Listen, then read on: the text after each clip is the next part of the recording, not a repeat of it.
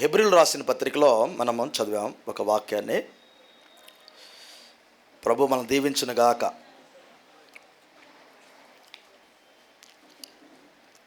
తీద్దాం. హెబ్రీయులు రాసిన పత్రిక 11వ అధ్యాయం. ఇది విశ్వాస వీరుల జాబితా అధ్యాయం. కొందరు విశ్వాస వీరుల పేర్లు రాశారు. విశ్వాస వీరుల పేర్లు చాలామంది ఉన్నారు, ఇంకా కొందరే రాశారు. ఇక్కడ దాన్ని ముగిస్తూ ఒక మాట ఇక్కడ రాయబడింది. ఇంకా చెప్పాల్సిన చాలా ఉన్నాయా? చదువుదాం. 31వ వచనం. విశ్వాసమును బట్టి రాహాబు అని వేగుల వారిని సమాధానముగా చేర్చుకున్నందున అవిధేయులతో పాటు నశింపకపోయాను. ఇక ఏమి చెప్పుదును? ప్రశ్న. ఇక ఏమి చెప్పుదును అంటే విశ్వాస వీరుల గురించి ఇంకేం చెప్పుదును? Praise the lord.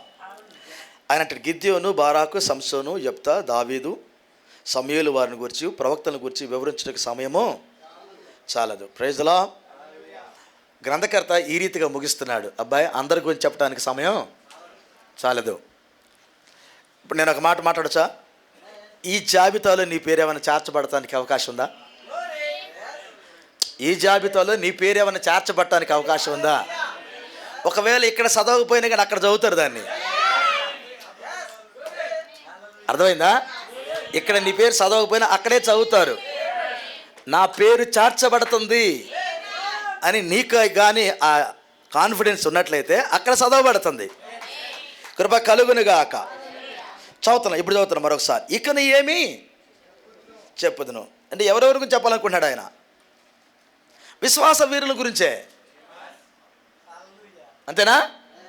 విశ్వాస వీరుల గురించి చెప్పాలనుకుంటున్నాడు ఆయన. ఇక ఏం చెప్పుదును?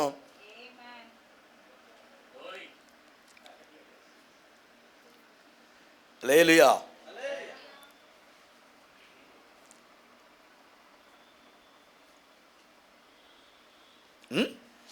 ఇకనేమి చెప్పుదును. వీళ్ళంతా ఎవరు అంటే భూలోకములో ఉండి పరలోకమును చూసిన వారు. అయ్యా, ఇక్కడ విన్నారా? భూలోకములో ఉండి పరలోకమును చూసిన వారు. Praise the lord. వారి నేత్రములు తెరవబడినవి అన్నాడు ఆయన. ఆమేన్. పునరుద్ధానాన్ని చూసిన వారు, ఎత్తబాటును చూసిన వారు. ఆమేన్. కృప కలుగునుగాక. అవును కదా? వీరి గురించి ఇలా రాయబడుతుంది. Praise the lord. హల్లెలూయా. కలిచా మరలా ఎవరు? Praise the lord. హల్లెలూయా. కృప కలుగునుగాక.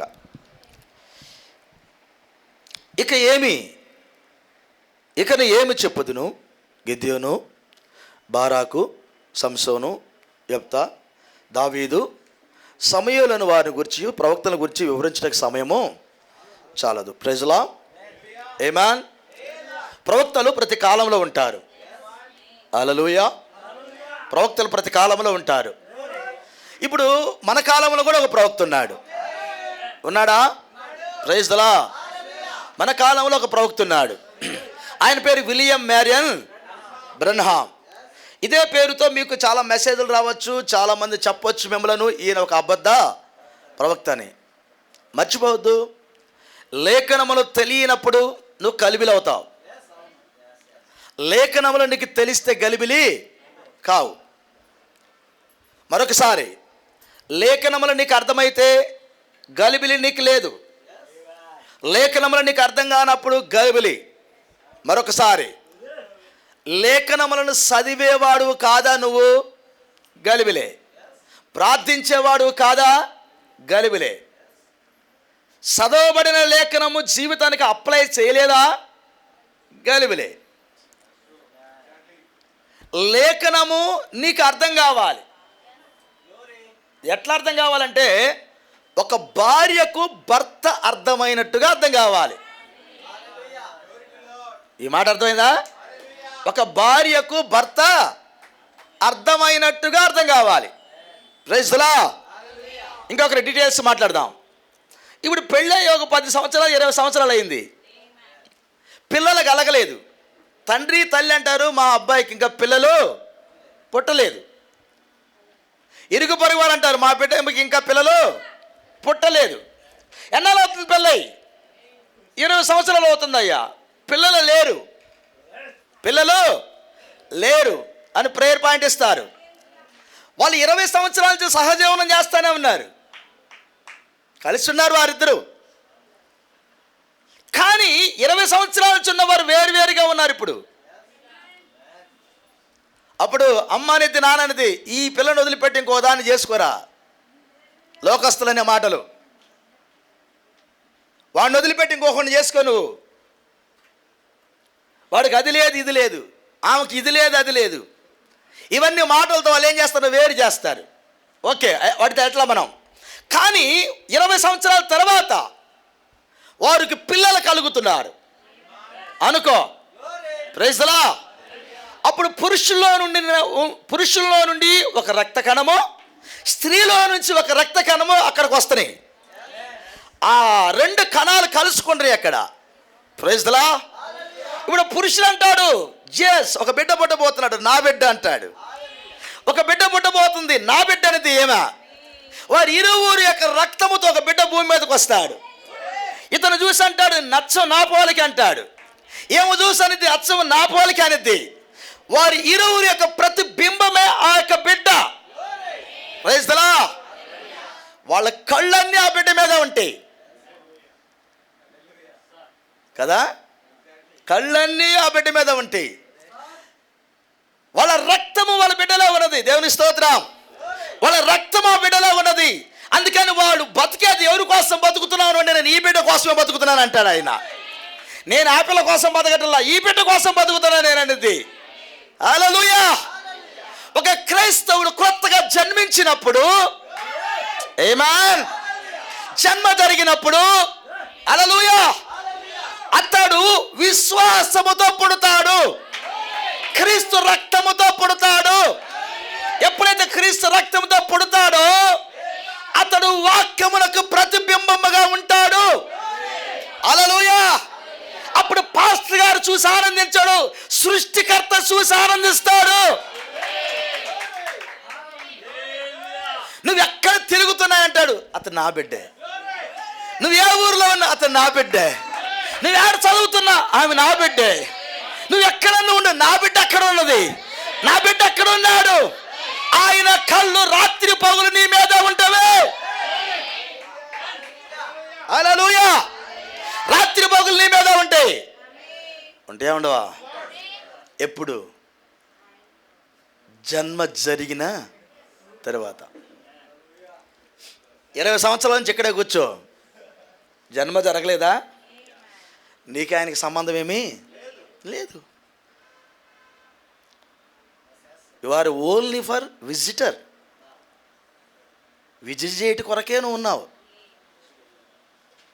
జీవమని తీసుకుని వెళ్ళే డ్యూటీని ఇది కాదు. ఒకవేళ నువ్వు కానీ కొత్తగా జన్మించావు అనుకో, చర్చకు వస్తున్నావు, ఎలా ఉంటుందో తెలిసిన, ఇక్కడ తండ్రి ఉంటాడు కదా, అంటాడు అంటాడు ఇది తిన్నాయో కొంచెం,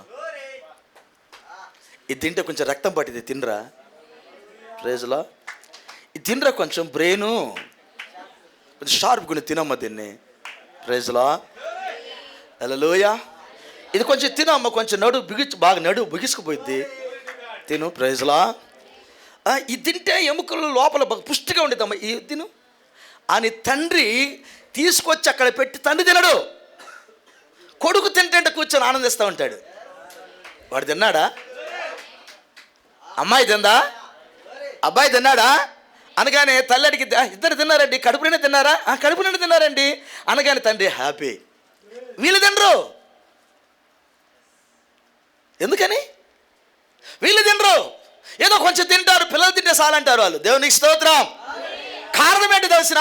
విశ్వాసమును మోసుకొని వెళ్ళేదే వీళ్ళు.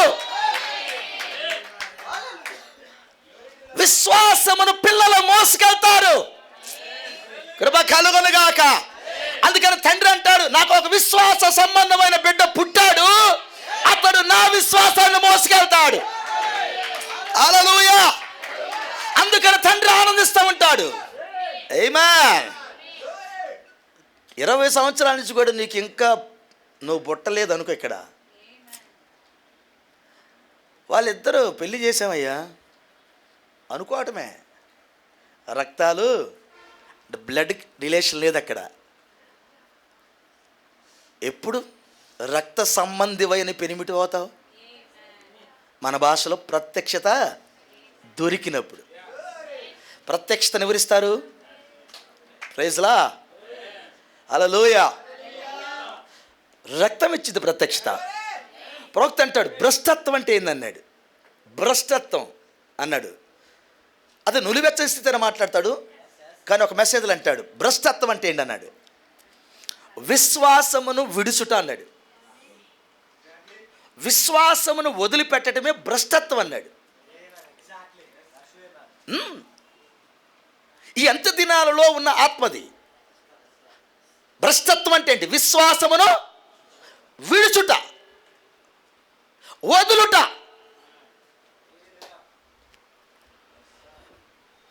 విశ్వాసము దేవుని వాక్యమేనా? విశ్వాసం విత్తనమేనా? Praise the lord. తామారు అనే ఒక స్త్రీకి యూదాకు పుట్టిన 3 పిల్లలు ఉన్నారు. అందులో రెండో వాడు ఒక పని చేశాడు. వాడు చచ్చాడు. ఏం పని చేశాడు? వాడు సావడానికి కారణం ఏంటి? అతనిలో నుండి వచ్చుస్తున్న విత్తనాన్ని నేల మీద వదిలాడు. చంపాడు దేవుడు. విశ్వాసమును నేల మీద వదిలాడు, చంపేశాడు దేవుడు.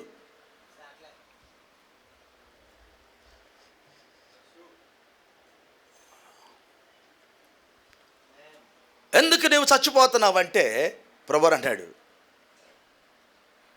తామారుకి గర్భఫలాన్ని ఇవ్వాల్సిన నీవు నీ రేతస్సును నేల మీద వదిలేవన్నాడు.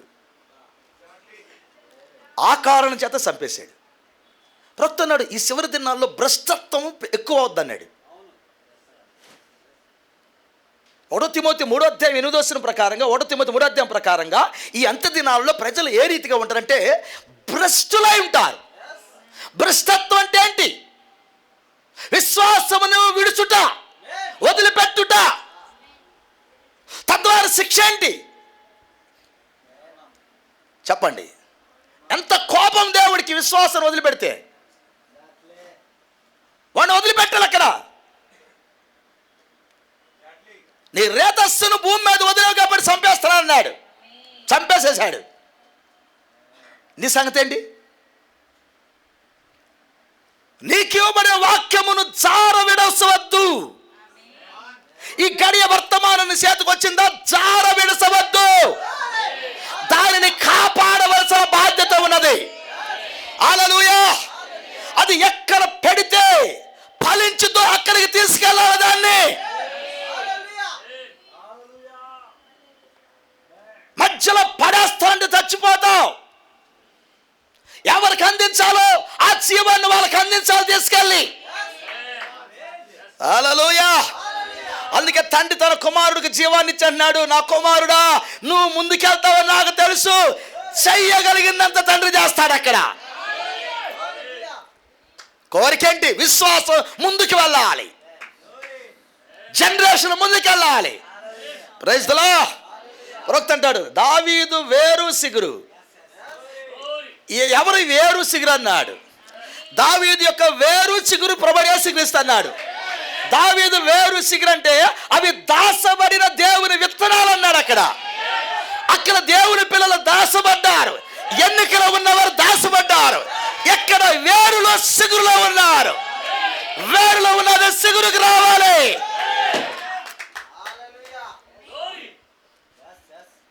వాళ్ళు సిగురించేదానికి నీళ్ళు పెడతారు. ఎక్కడ ప్రైజ్ ది లార్డ్. ఇప్పుడు ఎవరు కావాలి? విశ్వాసమును వదిలేవాడు కాదు ఇప్పుడు కావాల్సింది. విశ్వాసమును దాన్ని మోసుకెళ్ళేవాడికి ఇవ్వాలి. విశ్వాసమును మోసుకొని వెళ్ళేవాడికి ఇవ్వాలి. పౌలంటాడు తిమోతి నీకు ఈ వాక్యాన్ని అప్పగిస్తున్నాను. నువ్వు నమ్మకమైన వారికి అప్పగించు. నమ్మకమైన వారు ఇతరులకు అప్పగిస్తారు. కోరికేంటి? ఆఖరి గొర్రెకు ఈ విశ్వాసం అందాలి. అది నీ ద్వారా వెళ్ళాలి. హల్లెలూయా. అలా వచ్చి మన చేతిలో పెట్టబడింది ఈ విశ్వాసము. చార విడసటం అంటే భ్రష్టత్వం అన్నాడు. ఇక్కడ ఏమి చెప్పుదును? విశ్వాస వీరుల జాబితాను చదువుతున్నాడు ఆయన. ప్రైజ్ ది లార్డ్, కృప కలుగును గాక.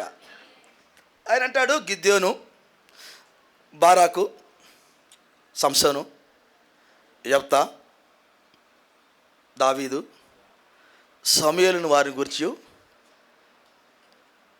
ప్రవక్తలను గురించి వివరించడానికి సమయము.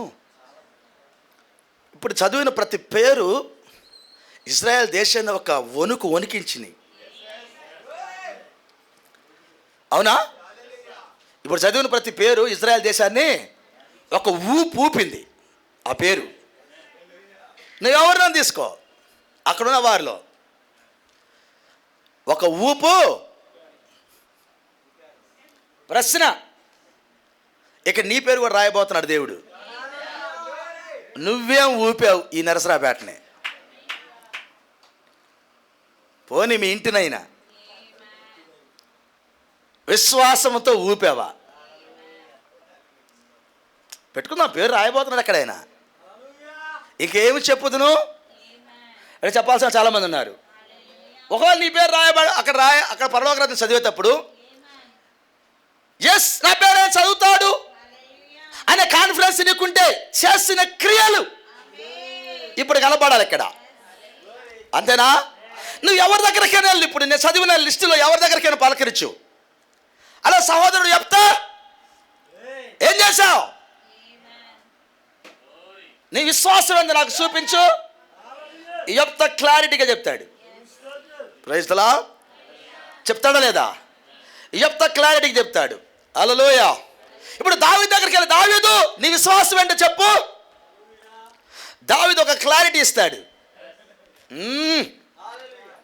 నువ్వు నిద్రపోవు. వాస్తవంగా ఈ రెవల్యూషన్ నీకు అందితే నువ్వు నిద్రపోవు. అందాలనేది నా బాధ. అది అందితే నువ్వు నిద్రపోవు. కృప కలుగును గాక. మీకు సంగతి తెలిసిన, దావీదుకు ఒక్కడికే ఆ పేరు చెప్పబడింది. ఏమంటే అతడు యుద్ధం అన్న తర్వాత ఇంటి దగ్గర నిద్రపోడని. ఆయన యుద్ధం అంటే ఇంటికాడ నిద్రపోడు. యుద్ధ రంగంలో ఎక్కడ నిద్రపోతాడు శత్రువుకు తెలియదా సంగతి. అంటే యుద్ధ రంగంలో ఉంటాడు ఆయన. Praise the lord. ఈరోజు దేవుడు దావీదు సంతానం ఇక్కడికి వచ్చినారు. కోట వంటి ఇంటికాడ పడుకుంటానంటే ఏముంది? ఎలాంటి యుద్ధం ఉంటుంది? 1-2 రోజులు నిద్రను ఒక పక్కకి బా. నాకు నిద్రపోవటం ఎక్కడ?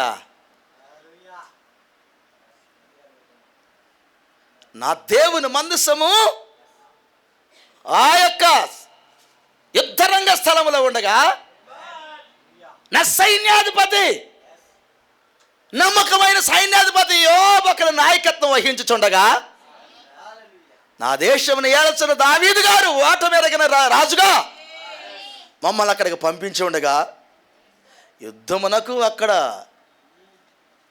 గుర్రాలు కాలు దువ్వుతూ ఉండగా, యుద్ధ ఘోష అక్కడ వినబడుతుండగా, ఇంట్లో పడుకొని శుభ్రంగా తాగి నీ భార్య దగ్గర పడుకోపో. ఈ మాట నాకు వినపడొచ్చా? ఈ మాట నాకు వినపడొచ్చా? ముందు దాగి చక్కగా నీ భార్య దగ్గరికి వెళ్ళి ఆనందించు. ఇది నాకు వినపడొచ్చా? ఈ అంతఃపురంలో చస్తానే కానీ నా భార్య దగ్గరికి నేను పోను. ఈ అంతఃపురంలోనే చస్తా నేను, నా భార్య దగ్గరికి నేను పోను. మళ్ళా భోజనం పెట్టండి వాడికి ఆఫరు, వెళ్ళరా. మనసు ఎక్కడ ఉందో తెలిసిన యుద్ధ రంగంలో ఉంది. ఈ శరీరాన్ని ఏమన్నాడు దావీదు? ఏమన్నాడు? వెళ్ళు అన్నాడు. అప్పుడు ఊరి ఏం చేశాడు? ఈ శరీరాన్ని ఒక తన్ను తన్నాడు, పడుకో అన్నాడు. ఊరి చేసిన పని తెలిసిన శరీరాన్ని ఒక తన్ను తన్ని అన్నాడు, పడుకో అన్నాడు. మనసు ఏడుంది? హృదయం ఎక్కడుంది? ఆత్మ ఎక్కడుంది? ప్రాణం ఏడుంది? యుద్ధ రంగంలో ఉంది. హల్లెలూయా. దావీదు నోట్లోంచి ఒక మాట, ఎల్లురా యుద్ధం కంటే లెగిసి ఉరికెత్తట్టుంది. అది అది ఈరోజు విశ్వాసగా కావాల్సినది. విశ్వాసకి ఇది కావాలి. ఇప్పుడు మనకి సంఘములో ఉన్న మనము దేవుడికి ఎంతగా ఉపయోగపడుతున్నాం?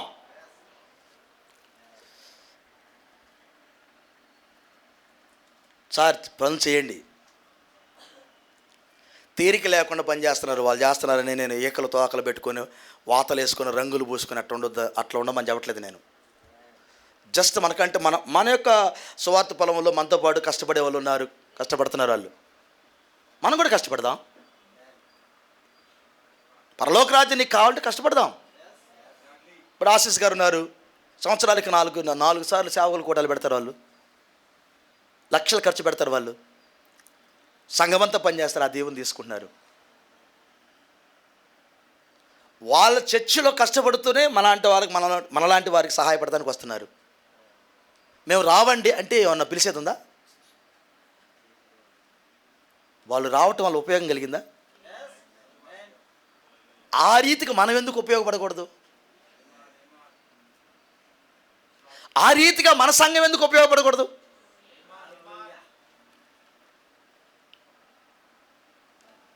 అలాంటి పని చేసేదానికి నేను కూడా ఉన్నానని నువ్వెందుకు ఒక విశ్వాస వీరుడివై నీకు అప్పగించబడిన చిన్న పనిని చేయకూడదు?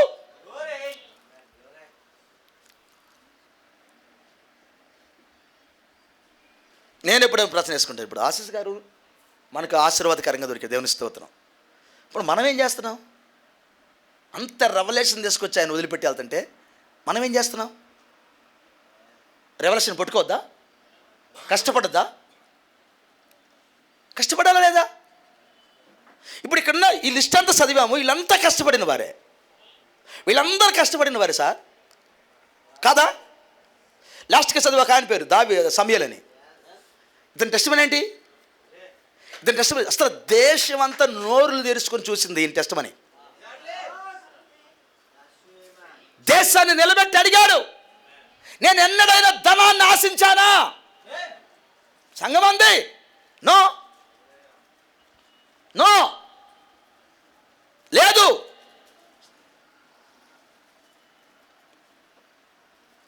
సాక్ష్యం ఎక్కడైనా పోయిందా? లేదు. అతను టెస్టిమనీ చదవండి. విశ్వాస వీరులు జాబితాలో వ్రాయబడిన వారు ఎలా ఉన్నారో చూడండి. వాళ్ళ బాల్య దినాలు మొదలుకొని వారు ముగింపు దాకా కుటుంబాలను కట్టుకుంటూ, భార్య పిల్లలను పోషించుకుంటూ, బాధ్యతలు నెరవేరుస్తూ, ప్రవక్త దావీదుకి 500 మంది భార్యలు ఉన్నారన్నాడు. బైబిల్లో ఉన్నారు భార్య చాలామంది ఉన్నారు ఆయనకని, కానీ చెప్తాడు ప్రవక్త ఆ మాట. ఇంతమంది భార్యలను పోషిస్తూ, వారికి బిడ్డలను కంటూ, బిడ్డల ద్వారా అనేకమైన శోధనలు, శ్రమలు, బాధలు దావీదును తన్నుతుంటే దావీదు తన విశ్వాసాన్ని కోల్పోలా. తన కుమారుడైన అబ్షాలోము తన కళ్ళ ముందే చచ్చిపోయిన వార్త వస్తే తన మేనలుడైన యోబు అంటున్నాడు, నువ్వు కొడుకు పక్షాన మాట్లాడుతున్నావు కానీ వాక్య పక్షాన మాట్లాడలేదంటే దుఃఖాన్ని మింగుకొని మాట్లాడాడు. చదువు, ముఖాన్ని పట్టుకొని అడుగుతాడు. వాళ్ళ మేనలుడు, సొంత మేనలుడు యోబు చెల్లెల కొడుకు. అడిగితే ఏమైంది?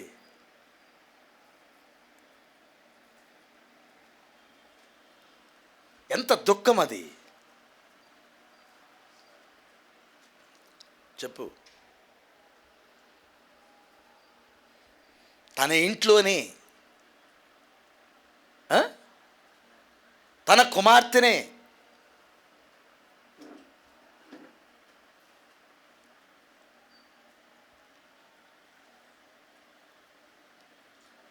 జరగరాని కార్యం జరిగితే ఆ వార్త వస్తే దావీదు జీవితం ఏమవ్వాలి?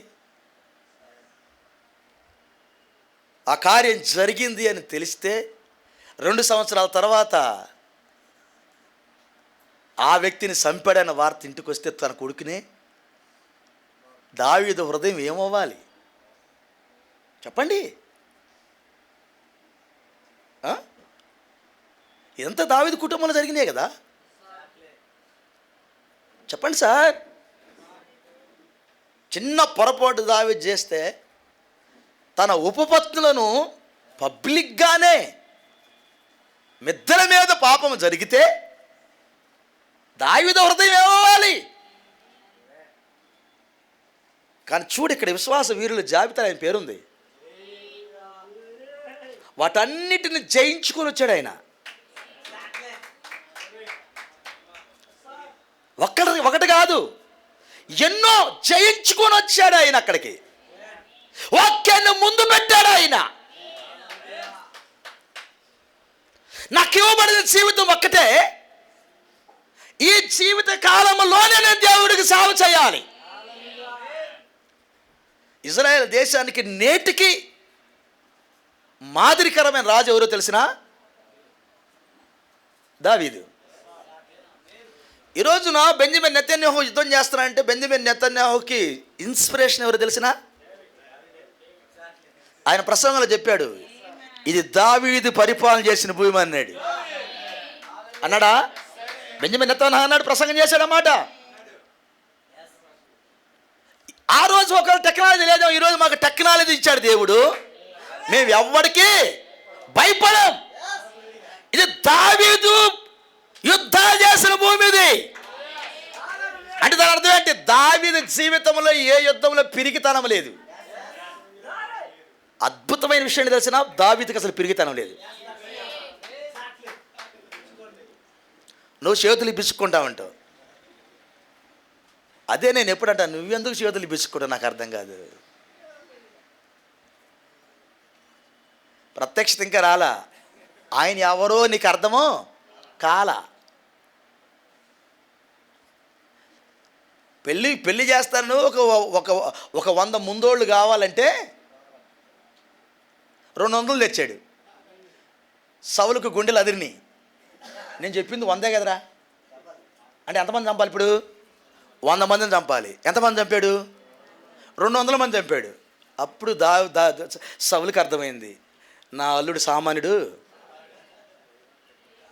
దేవుడు చెప్పాడు, అరే తక్కువ అంచనే కాక దావీదు గురించి. ఎవరికో అప్పచెప్పి చంపాలనుకుంటున్నావేందు? దావీదుని ఎవడు చంపలేడు. అతనికి అవసాన కాలం ఉంది. అతను ముసలుడైన దాకా భూమి మీద ఉంటాడు. అరే సౌలు, నువ్వు చంపాలనుకున్నావేంది? నీ వల్ల నీ కూతురు వల్ల కూడా కాదు. అదే మెసేజ్ అక్కడ. నీ వల్ల కాదు, నీ కూతురు వల్ల కూడా కాదు. తిక్కలుగా మాట్లాడింది కూతురు. మాట్లాడిందా? కూతురు తిక్కలుగా మాట్లాడిందా? తర్వాత అర్థమైంది, వామ్మ నా మెడకాయ కూడా లేచిద్దని. దావీదు ముందు నటనలు జరగవు. బ్లడ్ని చూసి భయపడేవాడు అసలు కానే బా. రక్తాన్ని చూసి భయపడేవాడు కాడు. హల్లెలూయా. నరసరాపేట అంత ఏకమని ఈ అబద్ధ స్వరాలు. ఇక్కడ దావీదు ఉంటే భయపడ్డు. ఇక్కడ దావీదు భయపడ్డు. బ్లడ్ చూసి పారిపోయేవాడు కాదు. కృప కలుగును గాక. ఈరోజు నీకు వాక్యం అందాలి. యుద్ధ రంగానికి వాక్యం తెల్లాలి. ఇప్పుడు లేఖనాలతో వెళ్ళాలి. యేసు ఎవరో చూసి వెళ్ళాలి యుద్ధానికి. వరకు నేను అంటే మెసేజ్ బిలివర్ అంటే తనకు వచ్చి ఇంట్లో పడుకుంటావు. అట్టగా వెళ్ళాల్సింది. యేసును చూసెళ్ళు. ఎంత మెసేజ్లో ఉన్న యేసును చూడు. ప్రైజ్ లా. 63లో దిగొచ్చిన యేసును చూడు. ప్రవచనం ప్రకారంగా వచ్చిన 2వ రాకడలో రంగం మీద ఉన్న యేసును చూడు. అప్పుడు శక్తి వచ్చింది నీకు. ప్రైజ్ లా. ఇప్పుడు విశ్వాసంతో యుద్ధం చేయవలసిన బాధ్యత మన మీద ఉన్నది. మన సాక్ష్యాలు సజీవంగా ఉండాలి. హల్లెలూయా. వాళ్ళెవరో బైబిల్లో ఒక సామెత ఉన్నది. ఏదంట? అదే ఆ యొక్క పుల్లిన కాయల గురించి ఇర్మియా గ్రంథంలో చెప్తారు ఈ సామెతలు. దేవుని స్తోత్రం. ఎక్కడే ఉన్నారా? అంటే మన భాషలో చెప్పుకుంటే మా తాతల నేతుల దగ్గర మా మూతులు వాసన చూడమని సామెత మనకు చెప్పుకుంటాం. కానీ వాళ్ళెవరో పులిసిన కాయలు తింటే మా పళ్ళు పులవు. అది సామెత. వాళ్ళెవరో పులిసిన కాయలు తింటే మా పళ్ళు ఎందుకు పులుస్తాయి? ఎవడు తింటాడో వాళ్ళకే పులుస్తాయి. ప్రైజ్ లా. ఎవడు తాగితే వాడు మూతే వాసన వచ్చింది. తాత నెయ్యి తాగితే మా మూత ఎందుకు వాసన వచ్చింది? కాదు, కృప కలుగునుగాక. దాని అర్థం ఏంటి? నువ్వే నెయ్యి తాగు. గిన్నె నిండుంది, నెయ్యి నువ్వే తాగు. ద్రాక్షరసం గిన్నెది, నువ్వే ద్రాక్షరసం తాగు. మన్నా రెడీగా నువ్వే మన్నా తిను. వాళ్ళు ఎవరో వాళ్ళు రాత్రి పడిన మన్నా తిన్నారు. స్తోత్రం. ప్రవక్త అన్నాడు అది రాత్రే పడింది. ఈరోజు ఇప్పుడు నువ్వేడన్నా రక్తముతో నిజంగా రక్తపు గుర్తు కింద నువ్వు రాత్రే ఉన్నావు. Praise the lord. రక్తపు గుర్తు కింద రాత్రి ఉండటం వేరు, రక్తపు గుర్తు లేకుండా రాత్రిలో ఉండటం వేరు. రక్తపు గుర్తు కింద రాత్రి ఉంటే భలే ఉండిద్ది. రెండంచులు కట్టుకొని చెలగడమే. నేను రాత్రే ఉన్నా కానీ రక్తపు గుర్తు లేదు. పొడుగు నిద్రపోయాక ఏం చేస్తావు? రాత్రిలో పొడుకొని నిద్రపడి ఏ ఉపయోగం లేదు నీ ద్వారా. ఇల్లా ఏమి లేదు, పడుకోవడమే. నువ్వు అంటే మెసేజ్ రాత్రే ఉపయోగం ఏం లేదు. నీకు ప్రార్థనా జీవితం లేదు, ఆత్మలేడో భారం లేదు, రోషము లేదు, సాక్ష్యం లేదు, లేఖనం తెలియదు, ఆయన ముఖాన్ని చూసే కళ్ళు లేవు, రవణాసులు కలిగిన మాటలే చెవి లేదు, ఏమి లేదు. నథింగ్. ఆరాటం ఉంది. ఏమని? ఏదో చెయ్యాలి, ఏం చేస్తావు? ఏం చేస్తావంటే చుట్టూ ఆరాటాలతో.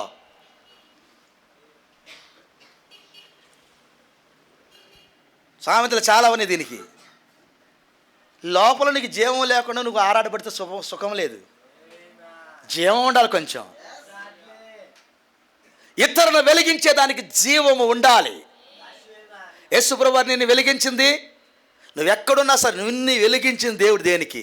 అక్కడ అనేక మందిని వెలిగించడానికి. నిజమది.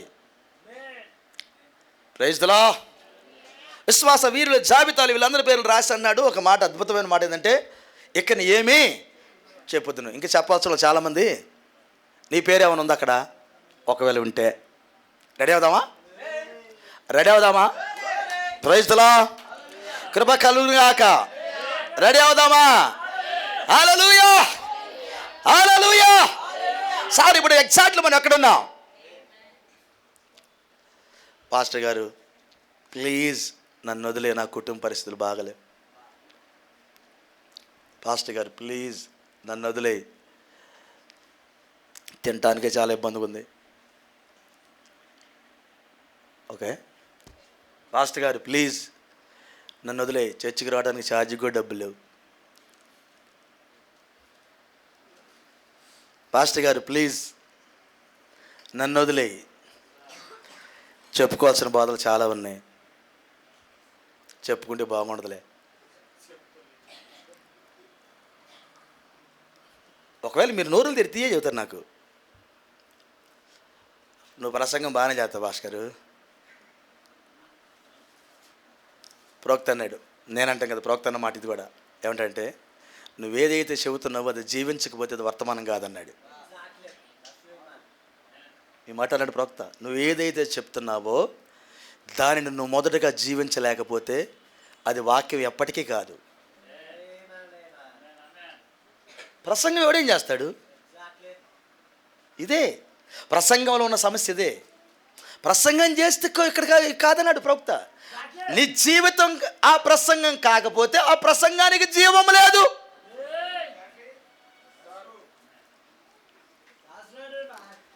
ఒక పాస్టర్ గారి కంటే విశ్వాసులు ప్రసంగం బాగా చేస్తారు. ఇంకా అద్భుతమైన అభిషేకం చెప్పమంటారా? పురుషుల కంటే స్త్రీలు ఎక్కువ చేస్తున్నారు ఇప్పుడు. కాదంటావా? పురుషుల కంటే స్త్రీలు ఎక్కువ చేస్తున్నారు ప్రసంగం. ఎందుకు? మీరెందుకమ్మా చేస్తున్నారంటే వాళ్ళ ఇంటికాడ పడుకుంటున్నారు కాబట్టి మేము చేస్తున్నాం. ఒక ఏమంటుంది నాతో, నువ్వెందుకు వచ్చావమ్మా ఎక్కడికంటే చెప్పేవాడు ఎవడు లేడని వచ్చానంది. 1 గంట సమయంలో ప్రసంగం నేను మాట్లాడుతున్నా సిస్టర్తో, ప్రకటన గ్రంథం తీసుకుని మాట్లాడుతుంటే 1 గంట చెప్పి బయటకు వచ్చిన తర్వాత పట్టుకున్నా.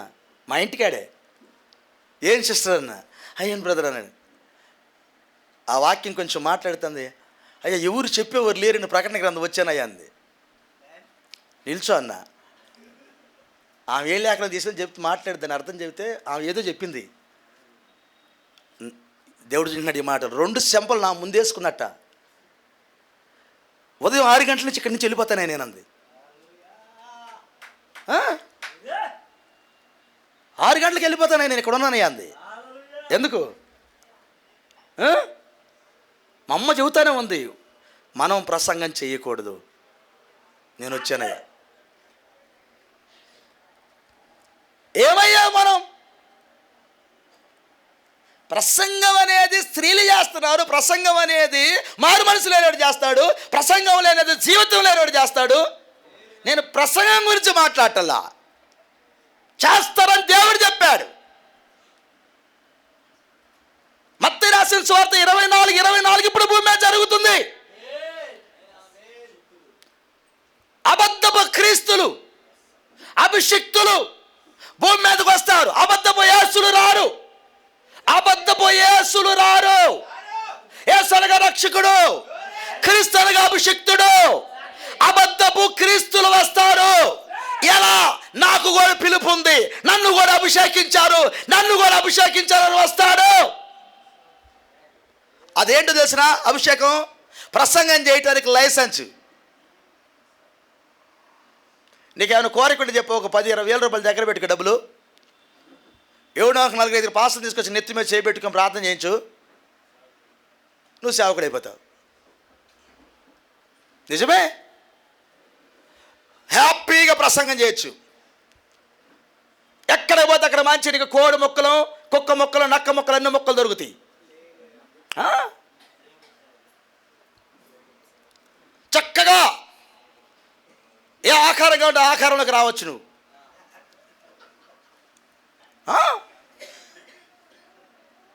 నిజమే చెబుతున్నా నేను.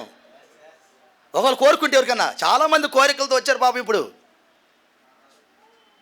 నిన్న మా ఇంటికి వచ్చాక ఆయన అన్నాడు, అయ్యా 90% మంది దీనికి ఏమన్నారా అన్నాడు. ఏమన్నాను నేను? నాతో అంటున్నాడు 90% మంది.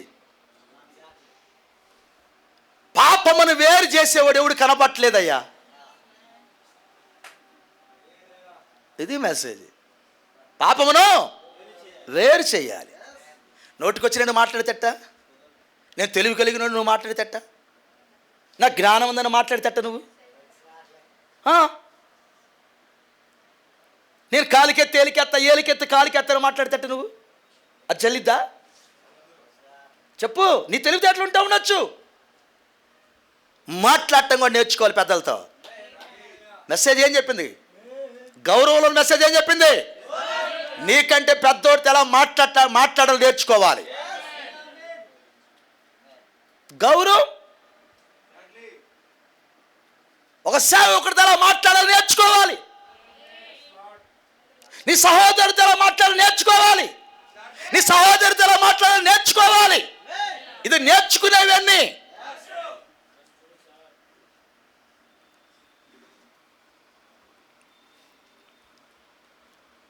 నోటుకొచ్చి నేను మాట్లాడటం జ్ఞానం కాదు.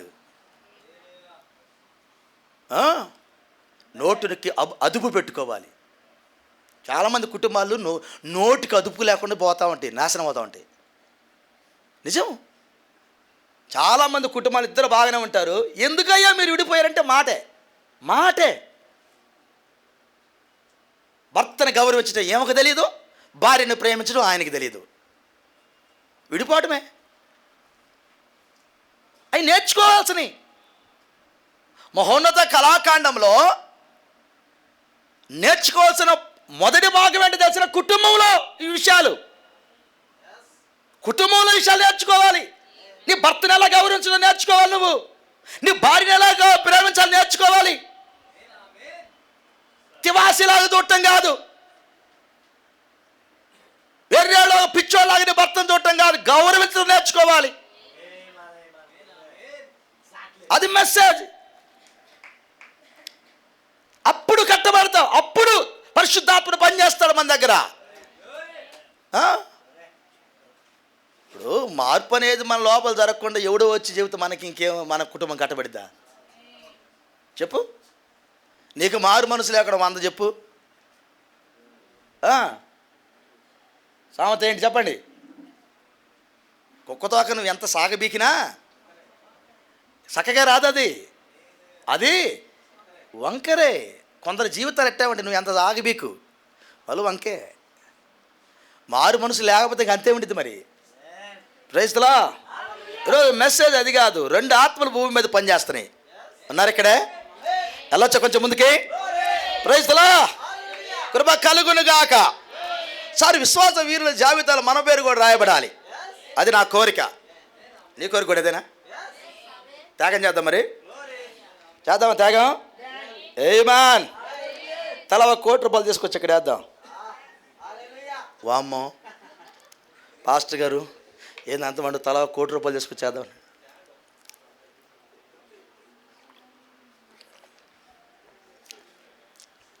వద్దు వద్దు, అంత భారం నీకు వద్దు. హార్ట్ అటాక్ రాని కాకు. అమ్మ ₹1 కోటి అండి పాస్టర్ గారు, ఎక్కడ తీసుకురావాలి ఇప్పుడు? ఏం అవసరం లేదు. ₹1 కోటి కంటే గొప్పదే నీ దగ్గర ఉంది. Praise the lord. జస్ట్ దాన్ని ఉపయోగించంతే. కోట్ల కంటే విలువైంది విశ్వాసం. దాన్ని ఉపయోగించే అవసరమైనప్పుడు చాలు. నాకు అంతవరకే. కోట్లు ఎట్నుంచి వస్తాయి ఇంక అంతవరకే. అంతేగాని నువ్వు విశ్వాసమును పోగొట్టుకోకు, వదిలిపెట్టకు. విశ్వాసమును వదలకు. హల్లెలూయా. కృప కలుగును గాక. ఆమేన్. సరే, ఇప్పుడు మనం విశ్వాస వీరుల జాబితాలో మన పేరు కూడా రాసుకోవాలంటే ఏం చేద్దాం? 2 మాటలు చెబుతా నేను. రాయించుకుందామా? పరిశుద్ధాత్మని అడిగి ప్రైజ్ ది లార్డ్. ప్రవక్త అన్నాడు, ప్రతి కాలంలో, మరి ముఖ్యంగా ఈ కాలంలో ప్రవక్త ఒక ఆయన ఉన్నాడు. ఈ కాల ప్రవక్త ఎవరో కాదు కానీ పరిశుద్ధాత్మ అన్నాడు. నేనన్న మాట కదా, ప్రవక్త అన్న మాటే. 7వ సంఘకాలపు దూత ప్రవక్త. Praise the lord. ఆయన రంగం నుంచి వెళ్ళిపోయాడు. ఇప్పుడు ప్రవక్త ఎవరు అన్నాడు? బలిష్ఠ దూత ఇక్కడ ప్రవక్త, యేసుక్రీస్తు ప్రవక్త, పరిశుద్ధాత్మ ప్రవక్త. బెస్ట్ పార్టీ అంటే తెలిసిన, ఇప్పుడు భూమి మీద ఉన్న పరిశుద్ధాత్మ ప్రవక్త ఎక్కడ ఉండి పనిచేస్తున్నాడు అంటే తన వధువులో ఉండి పనిచేస్తున్నాడు. ఆ కారణం చేత వధువుకి ప్రవక్త అభిషేకం ఉండుద్ది. ఇప్పుడు ముగించేవారు ఎవరంటే 2వ స్వారీని ముగించేవారు. Praise the lord. విశ్వాసమును ముగించేవారు, 2వ స్వారీని ముగించేవారు. హల్లెలూయా. అసలు మహోన్నత కళాఖండానికి తెరదీసేవారు. మహోన్నత కళాఖండానికి తెర ఎప్పుడు తీస్తారో తెలిసిన? బొమ్మ పూర్తయిన తర్వాత తెర వీగుతారు బయటికి. ఈ మహోన్నత కళాఖండం తెరను ఓపెన్ చేసేవారు. ఆమేన్. ఎవరు వీరు? ప్రవక్త అభిషేకం కలిగిన వధువు. ఇప్పుడు బ్రదర్ బన్నం గారు ఒక్కడికే ప్రవక్త అభిషేకం ఉంది, ఆయన డ్యూటీ అయిపోయింది. ఇప్పుడు ప్రవక్తలో భాగమైన క్రీస్తు యేసులో భాగమైన మనందరికీ అదే అభిషేకం ఉంది. ఉందా అందరికీ? సార్ పాస్టర్ గారికి ఒక్కడికే కాదు, నీకు కూడా ఉంది. ఎందుకు అది నీకు కనబట్టలా? ఇదే ఇక్కడ ఉన్న. Praise the lord. ఎందుకు కనబట్టలా? ఎందుకు అది నీకు అర్థం కావట్లా? ఆమేన్. హల్లెలూయా. దావీదు గారు అసలు ఏది నీ రహస్యం? ఏంది 500 మంది భార్యలు తట్టి ఎగుతున్నావు? నా ప్రశ్న, నేను ఒక్కదాంతే ఏగలేకపోతున్నా. ఎవరైనా అడిగారు అనుకో, నేను ఒక్కదాంతే ఏగలేకపోతున్నా. ఉదయం తగాదు, మధ్యాహ్నం తగాదు, రాత్రి కూడా తగాదే. ఫోన్ ఎత్తితే మామూలుగా లేదు. Praise the lord. హల్లెలూయా. ఒకవేళ మాట్లాడుతున్న మెసేజ్ పెడితే మెసేజ్లు కూడా పేలిపోతున్నాయి. ఒక్కదాంతే ఏగలేకపోతున్నావు. 500 మంది అట్టేగాను. ఒక్క మాట చాలు నరాలు ఎగటానికి. ఈ రోజున అభిషేకం పట్టడం తెలిసిన? పొద్దుగూకులు 4 మాటలు మాట్లాడాల్సిన అవసరం లేదు. ఒక్క మాట చెబితే చాలు. నుయ్యో పోయి చూసుకోవటం నువ్వు. నువ్వే పోయి చూసుకోవడమే. లోకంలో అభిషేకం అట్టుంది. మహాకృప చేత ఇక్కడ కూర్చున్న పిల్లలు మీరు అలాంటి వారు కాదు. అది లోకం.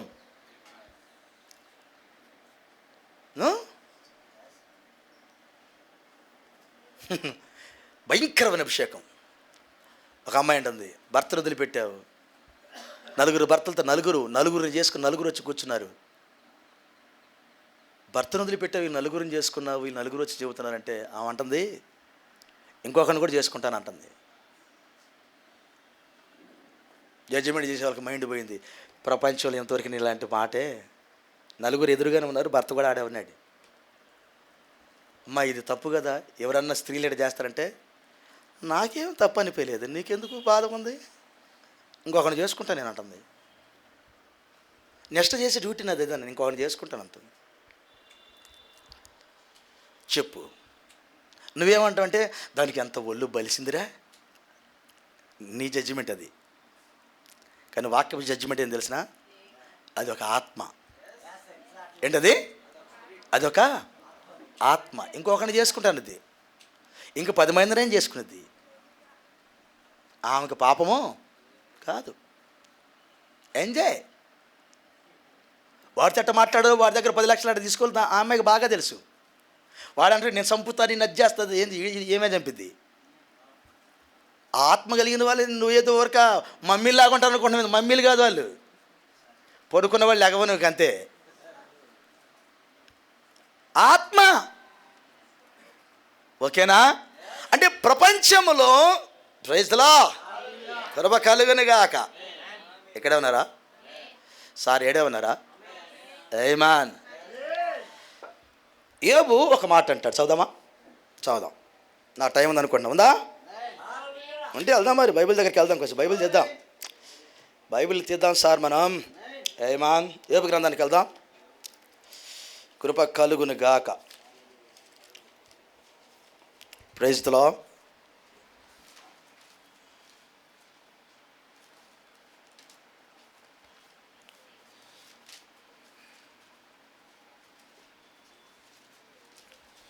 Praise the lord.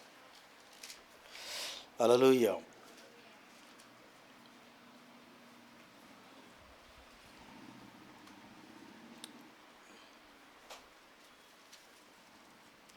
తీసారా యోబు గ్రంథం? 1 minute.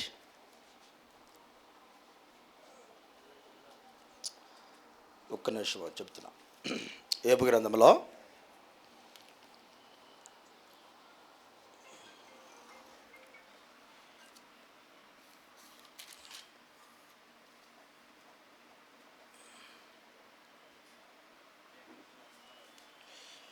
Praise the lord.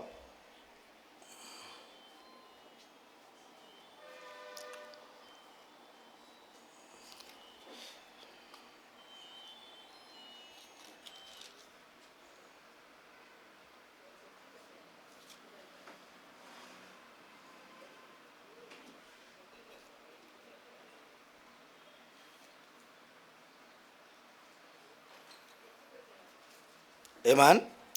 Okay. కృప కలుగునుగాక. Praise the lord. యోబు ఒక మాట అంటాడు, ఏమంటాడంటే,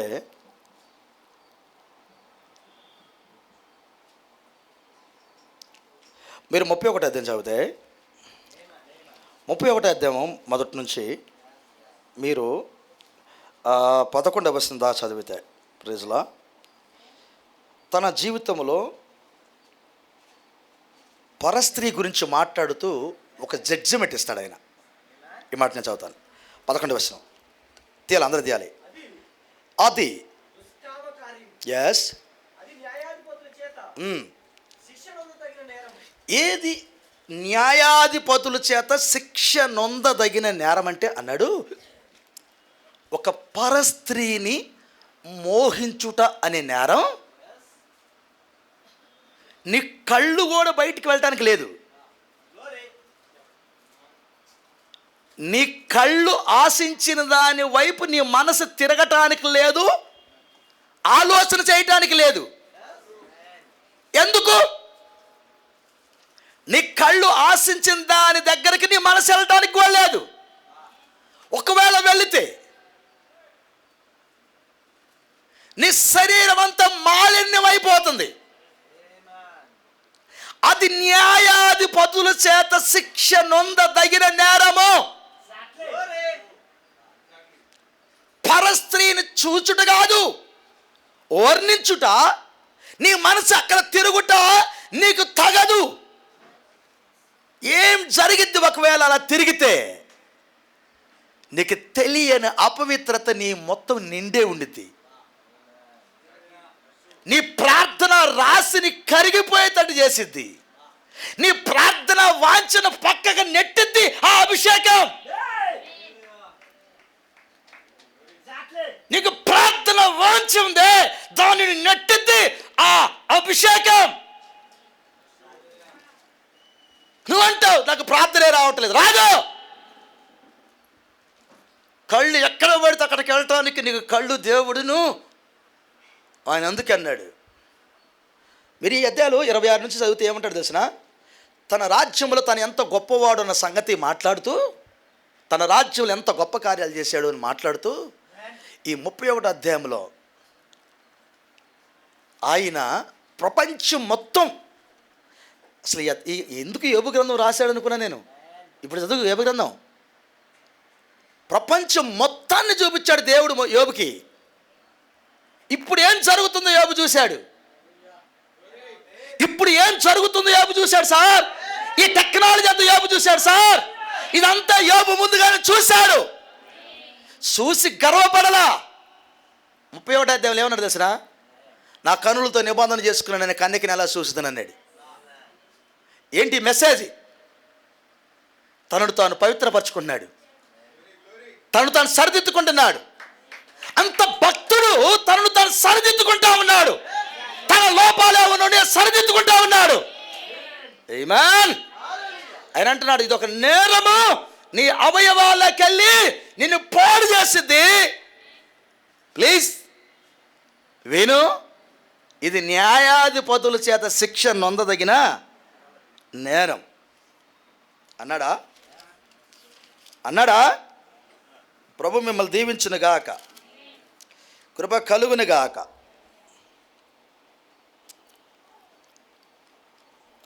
ఇంకొక మాట కూడా అంటాడు ఆయన. ఏమంటాడు తెలిసిన? ఈ సృష్టిలో ఉన్నవన్నీ ఈరోజు హై టెక్నాలజీ పెరిగింది. దీన్ని కూడా దావీదు చూసి ముందు ఆ యోబు చూసి ఇలా అంటాడు ఆయన.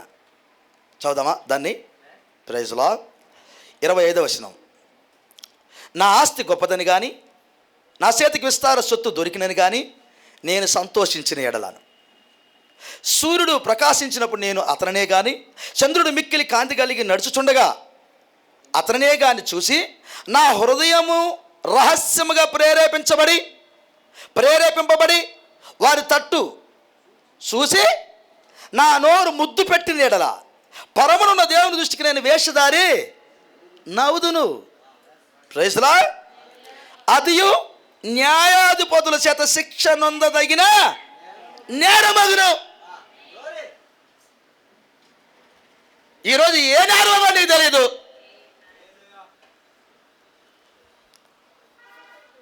ఏది జ్ఞానమో, ఏది శిక్ష, ఏది విశ్వాసమో, ఏది అవిశ్వాసమో తెలియకుండా ఉంది. ఏది మెసేజ్, ఏది మెసేజ్ కాదు, అన్నీ ఒకటే. రెండు చర్చిలు అన్నీ ఎట్టవుద్ది చెప్పు? ఏబేలు కయ్యను ఒకటేనా? మరి చర్చిలు అన్నీ ఎట్టవుతాయి? ఏదైనా చర్చేగా. చాలామంది అనేది ఏదైనా చర్చే కదయ్యా.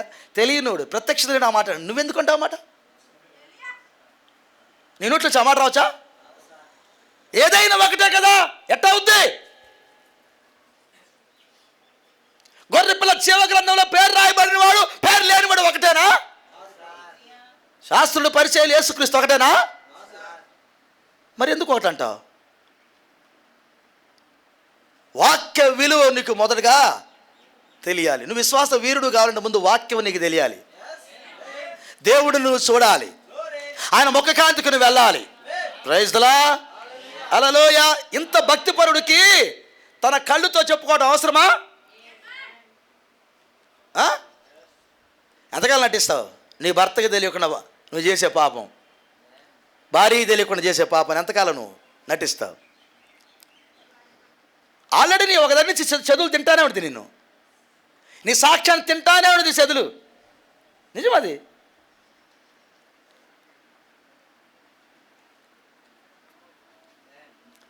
శరీర కోరికలు విపరీతంగా రెచ్చగొట్టేదానికి ఈ కాలంలో దెయ్యము అభిషేకాన్ని దించింది. మరొకసారి, దెయ్యము నీ శరీర కోరికలను బాగా పెంచేదానికి అనిది. నువ్వెంత అందగాడివో తెలిసినా, నువ్వెంత అందగత్తవో తెలిసినా, బా అసలు ఈ ఊర్లోనే ఇంత అందగత్తె లేదు, ఈ బజార్లోని ఇంత అందగాడు లేడు, సిక్స్ ప్యాక్ నిది, బాడీ బిల్డరు నువ్వు అనగానే అబ్బో అంటే ఈ ఊర్లోనే నా అంత అందగత్తె లేదట. వావ్, ఎలాంటి కాంప్లిమెంట్ ఇది! చేసుకున్నవాడు ఇంతవరకు ఒక మాట కూడా అనలే. ఈ మాట పొద్దుగూకులు తిట్టడమే వాడు పని. నన్ను పక్కడొచ్చాడు. బ్యూటిఫుల్ ప్రపంచ సుందర పోటీలు హైదరాబాద్లో జరుగుతున్నాయి, నువ్వు అక్కడ ఉండాల్సిన దానివి. జరుగుతున్నాయి హైదరాబాద్లో ఇప్పుడు ప్రపంచ అందగత్తల పోటీలు హైదరాబాద్లో జరుగుతున్నాయి. వాళ్ళు పొగుడుతున్నారు, హైదరాబాద్ని పొగుడుతున్నారు వాళ్ళు. ఇక్కడ కల్చర్ సూపర్గా ఉంది, ఇక్కడ ఆడపిల్లకి బహుగా స్వేచ్ఛ ఉంది. ఇక్కడ 1 గంట సమయంలో కూడా ఆడపిల్లకి ప్రశాంతంగా వెళ్తున్నారు రోడ్ల మీద. మా దేశాలు ఈ స్వేచ్ఛ మాకు లేదు. ఇండియాలో, తెలంగాణలో అద్భుతమైన స్వేచ్ఛ ఆడపిల్లలకు ఉంది. పొగుడుతున్నారు వాళ్ళు. చెప్పు, నేను కూడా అక్కడ పంపమంటావా? నువ్వు అక్కడ ఉండాల్సిన దానివి. పొరపాటు నరసరాపేటలో ఉన్నావు నువ్వు. వావ్, ఒకవేళ కానీ మారు మనసు లేకపోతే నీ ఒళ్ళు మామూలుగా పొంగదు మరి.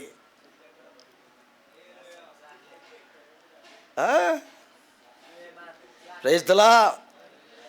ఇలా ఇవన్నీ తెలుసుకున్న తర్వాత నా ఒళ్ళు పొంగిద్దని ఏమన్నాడు తెలిసిన, నా కళ్ళతో నిబంధన చేసుకున్నానయ్యా అన్నాడు. అది మెసేజ్. అక్కడ అన్నీ చూశాడు ఆయన. ఈ రోజులో జరుగుతున్న ప్రతిదాన్ని ఆయన చూసి అన్నాడు, నా కళ్ళతో నిబంధన చేసుకుంటున్నానయ్యా. ఏబు చివరికి సాక్ష్యం ఇచ్చాడు, నాకు ఒక్క భార్య ఉందని అన్నాడా? నాకు ఒక్క భార్య ఉంది, 3 కూతురు ఉన్నారు, 7 కొడుకులు ఉన్నారు అన్నాడా? 3 కూతుర్లు ఉన్నారు, 7 కొడుకులు ఉన్నారు, భార్య ఒక్కటే. చచ్చిపోయి సాక్ష్యం ఇస్తున్నాడు, భార్య ఒక్కటే. నా కళ్ళు వేరే భార్య దగ్గరికి వెళ్ళాలా, నా కళ్ళు వేరే ఒక భర్త దగ్గరికి వెళ్ళాలా? సాక్ష్యం సార్ అది. క్రైస్తవ జీవితం పురుగులు పట్టే ఈ శరీరాన్ని చూసుకొని నువ్వు మురిసిపోతున్నావు. పురుగులు తినేదాన్ని చివరికి ఏమైతే సాక్ష్యం అంతా పోయింది పాస్ గారు. ఒక ఆమె వచ్చింది, ఇక్కడికి వచ్చింది, పాపం చచ్చిపోయింది. నేను మధు వచ్చాను నాతో పాటు, గుర్తుంది మరి ఎవరు వచ్చారు నాతో పాటు? ఎవరు వచ్చారు? అసిస్టెంట్ వచ్చి కూర్చుంది ఒకరోజు, ఇక్కడే కూర్చుంది. సిస్టర్ పరిచయం చేసింది. ఏం సిస్టర్ అంటే, అయ్యా నీతో మాట్లాడు నా పరిస్థితి ఇదైంది. ఒకసారి విజిట్కి వెళ్ళాం. ఏంటంటే, ఇది నా పరిస్థితి, భర్త లేడు. ఒకడు మాయ మాటలు చెప్పి ఆమె దగ్గర ఉన్న 4 లక్షలు 5 లక్షలు ఎంత డబ్బు అంతా తీసేసుకున్నాడంట. పిల్లగాడు ఎక్కడ ఆర్మీలో, పిల్ల వేరే ఊర్లో. ఈమెకి హెచ్ఐ రోగం వచ్చింది అని చెప్పారంట. అయ్యా నేను దండం పెడతాను, నేను టెస్ట్కి వెళ్తున్నా, నాకు అయ్యా హెచ్ఐ రోగం లేదని చెప్పేటట్టు ప్రార్థన చేయ పాస్ గారు అంది. ఆ టెన్షన్ పడుతుంది, మామూలు లేదు. నేనైతే అయ్యా అసలు నాకు ఈ ఆలోచనే లేవు అయ్యా పాస్టర్ గారు, నా చేయి పట్టుకుంది, ఉనికిపోతుంది ఆమె. అయ్యా అయ్యగారు నాకు అసలు ఆలోచన లేవయ్యా, నాకు ఈ రోగం వచ్చిందన్నారు. నా కొడుక్కి నేనేం చెప్పాలి? వస్తాడు రేపు, నా కూతురికి నేనేం చెప్పాలి? ఇదే బాధ ఆమెకి. ఆ టెన్షన్ చూసి నేను సిస్టర్ ఏం కంగారు పడగాక, దేవుడు గొప్పవాడు చేస్తాడు. వాడు 5 లక్షలు 6 లక్షలు ఎంతో ఎన్ని లక్షలు తీసుకుంటాడు, వాడు ఇవ్వటం లేదు, డబ్బులు ఇవ్వట్లేదు. ఈయన శరీరాన్ని వాడుకున్నా డబ్బులు కూడా తీసుకున్నాడు. ఏం మాయ మాటలు చెప్పాడు. వాడు డబ్బులు ఇవ్వట్లేదు, వాడు తిరిగేవాడు తీసుకొచ్చి జబ్బు తగిలిచ్చాడు. ఏం చేయాలి? ఆదరణ మాట చెప్పొచ్చాం, కంగారు పడగా సిస్టర్ మీరని ప్రార్థన చేసి వచ్చాం. ఏడుస్తుంది అమ్మ ఆ సిస్టర్. నెక్స్ట్ మరలా విజిట్కి వెళ్తే లేదు, అడవిపాలెం దగ్గర రైలు కింద పడి తెల్లవారు 4 గంటలకు పడి చచ్చిపోయింది. నేను విజిట్ చేయడానికి వెళ్తే అక్కడ మనకు ఒక సిస్టర్ ఉంది. అడిగే సిస్టర్ ఏదంటే, పాస్టర్ గారు ఆమె తెల్లవారుజామున పోయి 4 గంటలకు పోయి ట్రైన్ కింద పడి చచ్చిపోయింది. చెప్పు, పాపం ఏం చేసింది నిన్న? లక్షలు కొనే డబ్బులు ఏం చేసింది పాప? నిన్ను మనసుకి నెమ్మది లేకుండా చేసింది. ఒక 5 నిమిషాల ఆనందం నీ మనసుకి నెమ్మది లేకుండా చేసేస్తుంది. పౌలున్నాడు ఒక మాట, నీ శరీరంలో ఉన్న ప్రతి అవయవం చెడిపోయేటట్టు చేసే పాపమే జారత్వం. నీ శరీరంలో ప్రతి అవయం పాడైపోద్ది. చేస్తే కాదు, ఆలోచన వస్తేనే చాలు, స్థిరపడిందా అయిపోయింది పాపం. నీ శరీరంలో ప్రతి అవయం పాడైద్ది. ప్రతి అవయం పాడైతే వాక్యం ఎప్పుడు చూస్తావు? ఎంటే మెసేజ్ చర్చలో కూర్చొని అవయవాలను పాడై ఉన్నాయి, కళ్ళు చెడిపోయి ఉన్నాయి, ఆలోచనలు చెడిపోయి ఉన్నాయి, నరసరావుపేట దెయ్యాలన్నీ పట్టున్నాయి. పాస్టర్ గారు ప్రార్థన చేయ. పాస్టర్ గారు దేనికి వరకు ప్రార్థన చేయమంటావు సార్? ఒక మాట గుర్తుపెట్టుకో, పాస్టర్ గారు అవసరమే, సపోర్ట్ ప్రార్థన అవసరమే. నువ్వు గుర్తించు, నీకే ఆయుధం ఇచ్చాడు దేవుడు. నీకే ఆయుధం ఇచ్చాడు దేవుడు. ఆయన అన్నాడు, మీలో ఉన్నవాడు లోకంలో ఉన్నవాడు కంటే. హల్లెలూయా! ఈ రోజు నీకు రావాల్సిన ప్రత్యక్షత, నాలో ఉన్నవాడు ఈ లోకంలో ఉన్నవాడు కంటే గొప్పవాడు. ఈ రెవల్యూషన్ వస్తే జస్ట్ సహాయం కోరుతా, పాస్టర్ గారు కొంచెం నన్ను జ్ఞాపకం చేసుకోండి, యుద్ధ రంగంలో నేను ఉన్నానంటావు. పూర్తిగా పాస్టర్ గారి మీద ఆధారపడప్పుడు నువ్వు, పాస్టర్ గారు జస్ట్ నన్ను జ్ఞాపకం చేసుకోండి, నేను యుద్ధ రంగంలో ఉన్నా, నేను ప్రార్థనలో ఉన్నా, నేను ఎక్కడ నేను పోరాడుతున్నా, నా సాక్ష్యం సజీవంగా సంఘంలో ఉండాలి. విశ్వాస వీరుల జాబితాలో నా పేరు కూడా రాయబడాలి. పరిశుద్ధాత్మ అంటాడు, చెప్పాల్సిన చాలా ఉన్నాయి, ఇప్పుడు చెబుతానంటాడు ఆయన. ఇక ఏం చెప్పుదును అంటూ లిస్ట్ చెబుతాడు ఆయన. ప్రైజ్లా కృప కలుగునుగాక. హల్లెలూయా! మొదటగా యేసు ప్రభువుని చూసే స్థితికి రండి. మొదటగా యేసు ప్రభువుని 2 ఆత్మలు భూమి మీద ఉన్నాడు ప్రవక్త అంటాడు. 2 ఆత్మలు, మత్తయి సువార్త 24:24లో ఉన్న 2 ఆత్మలు. ఏం ఆత్మలు? అబద్ధపు క్రీస్తులు, అభిషేకం. 2 ఆత్మలు. అది చిన్నదిగా, చాలా జాగ్రత్తగా దీన్ని డీల్ చేయాలి, చూడాలి. దాని మీద ఒక ప్రసంగమే చేశాడు ప్రవక్త, చాలాసార్లు మాట్లాడాడు. అంతకాలం మంది అభిషేక్తుల ప్రసంగంలో ఈ లేఖనం తీసుకొని మాట్లాడాడు. ఆ 2 ఆత్మలు ఎలా పనిచేస్తున్నాయి ఒక మంచి ఉదాహరణ కూడా తీసుకున్నాడు. ఒక నారింజ చెట్టుకి అనేక రకాల కాయలు కాసినాయి, అంటు కట్టాడు. అది నారింజ పులుపైనందున అన్ని కాసినాయి. కానీ నారింజకాయ కాయాలంటే అన్నాడు, అంటు కడితే కాదు, అందులోంచి మరొక బ్రాంచ్ బయటికి రావాలన్నాడు. కృప కలుగును గాక. అది దావీదు వేరులోంచి వచ్చే సిగురు అన్నాడు. ఇప్పుడు వేరులోంచి రావాలి బయటికి మనం. ఏమాన్? 2 ఆత్మలు భూమి మీద ఉన్నాయి. రెండింటికి నీకు వివేచన ఉండాలి. తెలియని వాడిగా ఉన్నావా అంటే మెసేజ్ పిలివారు కాదు నువ్వు. ఇంత దూరం వచ్చి నాకు తెలియని వాడిగా ఉంటే అదే సంగతి. యుద్ధ రంగానికి వెళ్ళి యుద్ధ రంగంలో ఉన్న తర్వాత నాకు యుద్ధం తెలియదంటే అదే సంగతి. పక్క నిజమైన సైనికుడు ఉంటే వానిగా చంపేది, ముందు కత్తితో నిన్నేస్తాడు. యుద్ధం చేతకనోడు ఎందుకు వచ్చినారు ఇక్కడ దాకాని జరిగేది అదే. ఎందుకంటే ఈడే హాని అవుతాడు, అందుకని నేను లేపేస్తాడు. Praise the lord. ప్రభువైన యేసుక్రీస్తు వారికి కూడా చేసే పని అదే. ఆటంకం అయిన అన్నిటిని ఏం చేస్తా అంటే ఆయన, చెప్పండి సార్, యోహాను సువార్త 15వ అధ్యాయంలో ఏం చెప్పాడు ఆయన? ఫలించిన ప్రతిదాన్ని ఏం చేస్తాడు ఆయన? కట్ చేస్తాడా? అయ్యో నేనంటలా, ఆయనే అన్నాడు కట్ చేస్తానని. ఇంకొకడు ఫలించేదానికి నిన్ను కట్ చేస్తాడు. రాబోతున్న తినలేదే ఇలాంటి అవిశ్వాసాలు అందరూ రాలిపోతూ ఉంటారు. Praise the lord. ఇక్కడే ఉన్నారా? కృప కలుగును గాక. నిన్న ఎగ్జాంపుల్ ఆశీస్ గారు వాళ్ళు చెప్పారు. ఒక పురుషుడి యొక్క జీవ కణంలో నుంచి అనేకమైన ఆ శుక్ర కణాలు బయలుదేరినప్పుడు 30 లక్షలు బయలుదేరుతాయి దరిదాపులో. అవన్నీ మధ్యలోనే చేస్తాయి, కొన్ని అలిసిపోయి చేస్తాయట. పరిగెడతా అలిసిపోయి చేస్తాయంట. అందులో ఒక్క కణమే వెళ్ళి ఆ అండాన్ని కలుసుకునిద్ది, ఫలదీకరణ చెందుతుంది. అలా అలిసిపోకుండా వెళ్ళక వ్యక్తిగానే ఉండాలన్నాడు.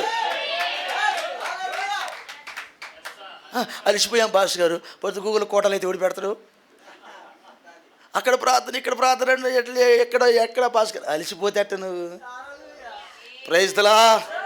కృప కలుగునుగాక. ఒకసారి మీరు ఇంటికి వెళ్ళిన తర్వాత చదవాల్సింది ఏంటంటే దావీదు చరిత్ర ఒకసారి చదవండి మీరు. యుద్ధాల తర్వాత యుద్ధాలు.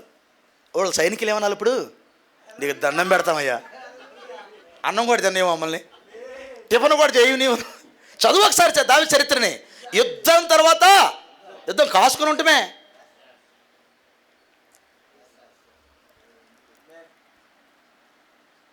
కాసుకో కోటాలు చాలా ఉన్నాయి. పాస్ గారు మొన్నే 10,000 ఇచ్చాం మేము. ప్రజలా ఏమంటా? ఎస్ 10,000 ఇచ్చాను, ఏం లేదు అంటలేదు.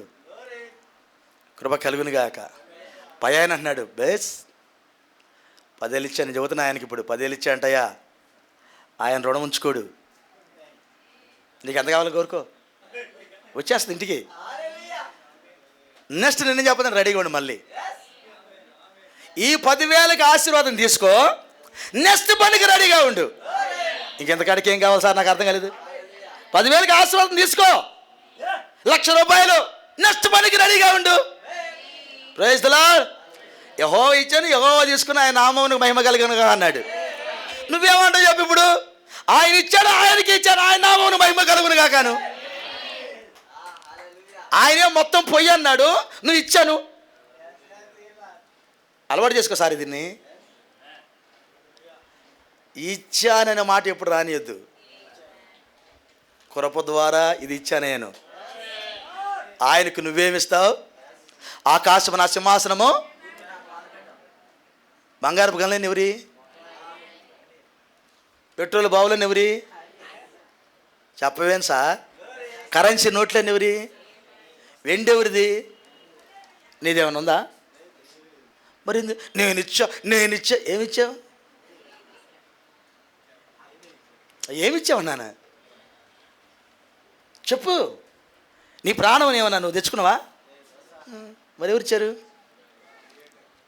మరి నేనిచ్చాను అంటానికి మనకి ఏమైనా హక్కు ఉందా?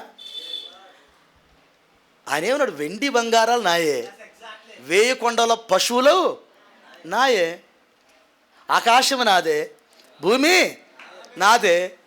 మరి నీదేది? మరి ఏమి లేనోడు కూడా ఎంత అదురుపాడైతే అసలు అన్ని ఉన్నవాడికి ఇంకెంత ఎట్టుండాలి? ఏమి లేకపోయినా నేనిచ్చా ఏ లేదంట్లా ఇచ్చావు. ఏమి లేనోడికే నేను ఇచ్చానంత గట్టిగా అంటే నిన్నటిదాకా ఎండ అని చచ్చాం, వాన పంపించాడు, ప్రశాంతంగా కూర్చున్నావు. ఎన్ని ట్యాంకర్లు తీసుకొచ్చి పోతే ఇది ఇంత చల్లబడిది? మరి ఎక్కడి నుంచి వచ్చిన నీళ్ళు? ప్రవీణ్ పగడాల గారు బలి అంటాడు, నేను ఆ సింగపూర్ పైన దిగుతున్నా, ఆ పట్టణం అంతా చూశాను, నాకేమనిపించింది తెలిసిన, ఇదంతా మా నాయందే. ఈ సింగపూర్ అంతా మా నాయందే. ఆ రైల్వే ఎయిర్పోర్ట్ దగ్గర ఎయిర్పోర్ట్ సూపర్గా ఉందంట, ఇదంతా మా నాయందే. నీకు రాదే రెవల్యూషన్ మరి? ఇదంతా మా నాయందే. ప్రైజ్ ది లార్డ్, హల్లెలూయా. మా నాయన ఇదంతా ఈ పాపులందరిని తీసేసి నీతిమంతుడైన మమ్మల్ని నడిపిస్తాడు. మా నాయనదే ఇదంతా. ఆ రెవల్యూషన్ వస్తే ఇచ్చాను. ఇదేంట మా నాయనదే. ఇంట్లో వాడు కూడా ఇచ్చాడంటే ఎట్టుండిది? ప్రైజ్లా. బయట వాడికి ఇంటి వాడికి తేడా ఉంది కదా. బయట వాడు ఎవడన్నా వచ్చి సైతాన్ గాడు వచ్చాను నేను ఇచ్చాను అనాలి. నువ్వంటే ఇంట్లో ఉండి అయినా ఘనత ఉంది నీకు. అయినా దేవుడు నిన్ను పొగిడాడు, అయినా నీ దేవుడు నిన్ను గణపరిచాడు, అయినా దేవుడు నీ పనిని గుర్తించాడు, అయినా నేను 10 మందిలో నిన్ను హెచ్చించాడు ఆయన. హల్లెలూయా. విశ్వాస జీవితాన్ని పెంచాలి మనం. అది నా కోరిక. ఆయన ఎవరో ముందు గుర్తించు, ఆయన ఎవరో ముందు గుర్తించు. రాత్రి చెప్పి నేను ఆకాశం సింహాసనం భూమి నా పాదపీఠం అన్నాడు. ఎంత ఎత్తుంటాడు ఇప్పుడు ఆయన? ఎంత ఎత్తా? అసలు ఎత్తు అంటే ఏందో ఆయన చెప్పేశాడు.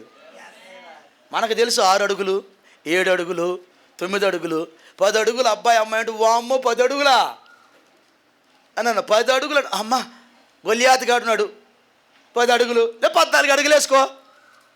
అంతకాడికి ఏమి లేదు గొలియాతు వ్యవహారం. ఫైనల్ వాడిది. ఆకాశం నా సింహాసనం, భూమి మరి తలకాయ ఆడున్నప్పుడు కూర్చోవడానికి అది. మరి తలకాయ ఎక్కడ ఉండాలి? ఈ నడుము పై తలకాయ ఎక్కడ ఉండాలి? అది ఎన్నో ఆకాశమై ఉండాలి. అది ఏం చెప్పలేదు సార్? అది లేఖనమేనా? అది వాక్యమేనా? అది వాక్యమైతే సత్యమే కదా. అంత గొప్ప దేవుడు తనను తాను తగ్గించుకొని తన ఆత్మను నీ యొక్క ప్రాణంలో పెట్టి నేను నీతో ఉన్నవాడిని అన్నాడే. నీ లోపల ఉన్నానన్నాడే. నేను నీతోనే ఉన్నానన్నాడే. ప్రార్థన నేర్పేది నేనే అన్నాడే. విశ్వాసం నేర్పేది నేను అన్నాడే. నడిపించే నాయకుడు నేనన్నాడే. మార్గదర్శి నేనన్నాడే. ఎంత తగ్గించుకుంటే నీ లోపల ఉన్నానన్నాడు ఆయన.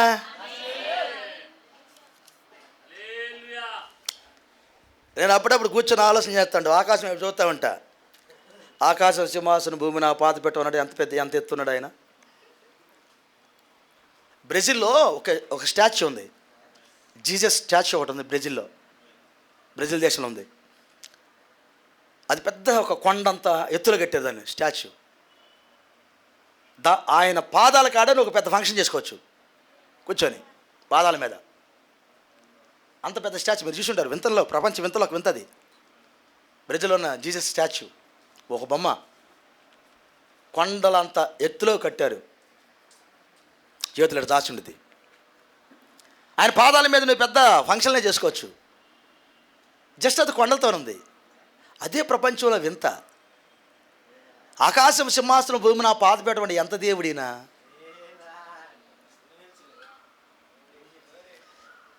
నీ సహవాసం ఆ దేవుడితో సార్.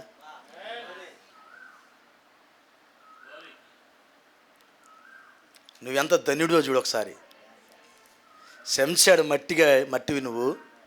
ఎంత గొప్ప దేవుడు నీతో సహవాసం చేస్తున్నాడంటే నువ్వెంత ధన్యుడివి. నీకు ఒక కోరిక పుట్టాలి. ఏమన్నా తెలిసిన? ఈ విశ్వాసాల జాబితాలో నా పేరు కూడా రాయాలి. దానికై నువ్వు పోరాడాలి. పోరాడాలి సార్. దానికై నువ్వు పోరాడాలి.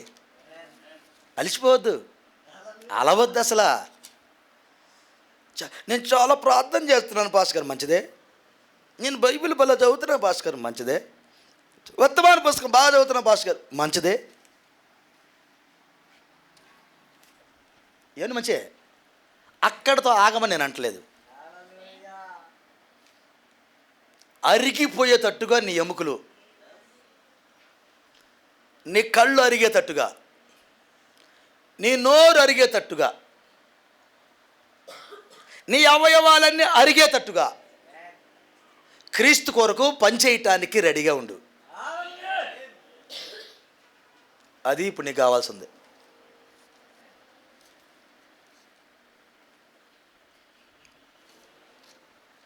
అరిగిపోవాలి ఇప్పుడు అన్నీ. నేను ఎప్పుడు ఒక మాట చెబుతుంటాను, మరోసారి చెబుతున్నాను.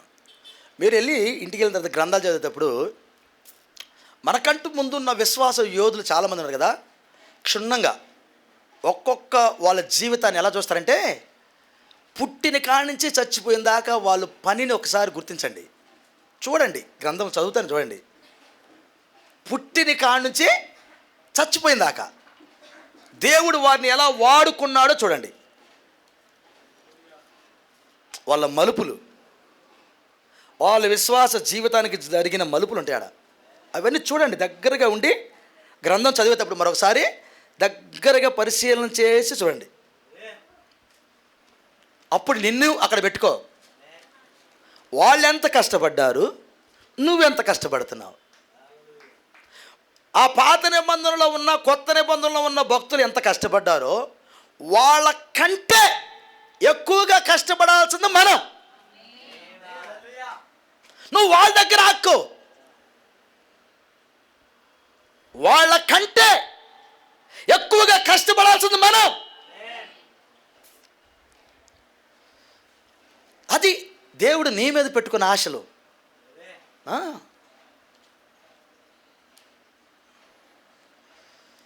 ప్రభు మిమ్మల్ని దీవించును గాక. ప్రార్థన గదులకు వెళ్ళండి.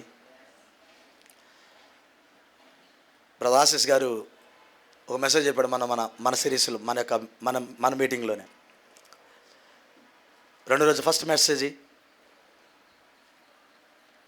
దానియేలు ప్రార్థన గురించి మాట్లాడా. దానియేలు ప్రార్థన గురించి మాట్లాడాడు.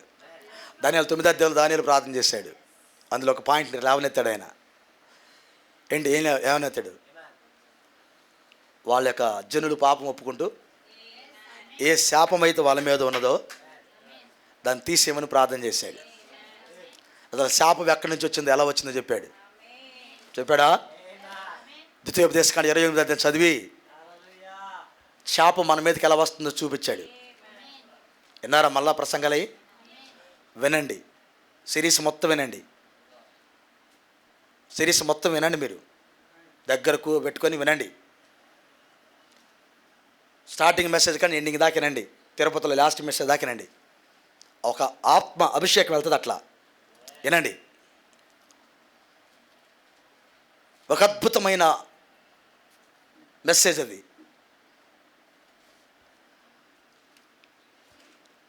ఏం జరుగుతుందో నీకు ఒక పశ్చాత్తాపం లేకపోతే అసలు నువ్వు ప్రార్థనా పరుడివే కాలేవు. ఒక పశ్చాత్తాపము లేకుండా నువ్వు ప్రార్థనా పరుడివి, విశ్వాస వీరుడివి కాలేవు.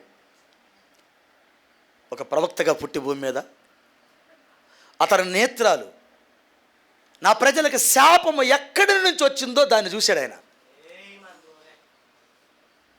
అక్కడికి వెళ్ళిపోయాడు ఆయన. శాపము ఎక్కడి నుంచి వచ్చిందో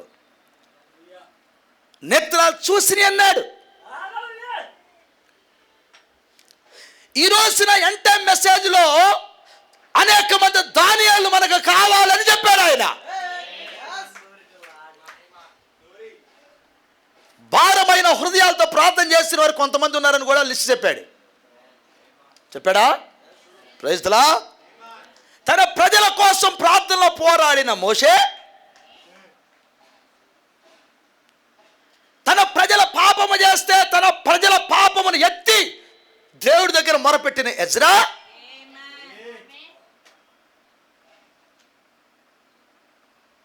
తన ప్రజలు చేసిన నేరాలను జ్ఞాపకం చేసుకొని దేవుని యొద్ద విలపించిన నెహెమ్యా, ప్రైజ్ ది లార్డ్. తన ప్రజల పాపము ద్వారా వచ్చిన శాపము 70 సంవత్సరాల బానిసత్వంలో ఉన్న వారిని మరలా విడిపించాలని ప్రాధేయపడిన దానియేలు, తన పిల్లలను భవిష్యత్తులో ఒక భద్రతలో ఉంచడానికి పోరాడిన యేసుక్రీస్తు, యోహాను సువార్త 10వ అధ్యాయంలో ఆయన ఒక ప్రార్థన చేశాడు. ఏం ప్రార్థన చేశాడు? చదువు ఇంటికి వెళ్ళి. యోహాను సువార్త 10 చదువు ఇంటికి వెళ్ళి. ఏం ప్రార్థన చేశావు తన పిల్లల కోసం? Praise the lord. తనకి ఏదైతే ఉన్నదో, తనకున్న ఆ అభిషేకం, తనకున్న ఏదైతే తను కలిగి ఉన్నాడో అదంతా ఆయన పిల్లల్లో ఉండాలని కోరుకున్నాడు ఆయన. ప్రార్థన సార్ అది. యేసుప్రభువు వారి ప్రార్థన ఈరోజు మనల్ని ఇక్కడ కూర్చోబెట్టింది. తన పిల్లల కొరకు ఒక కాన్ఫిడెన్స్తో ప్రార్థన చేశాడు ఆయన. మీకు తెలుసా ఆ సంగతి? ఈరోజు కూడా ఆయన పిల్లలు ఇంత రోషంగా బతుకుతున్నారంటే ఆ ప్రార్థనే. ఆయన మన కొరకు ప్రార్థన చేసి వెళ్ళాడు. మీకు సంగతి తెలిసిన ప్రార్థనలు కొట్టివేయబడవని.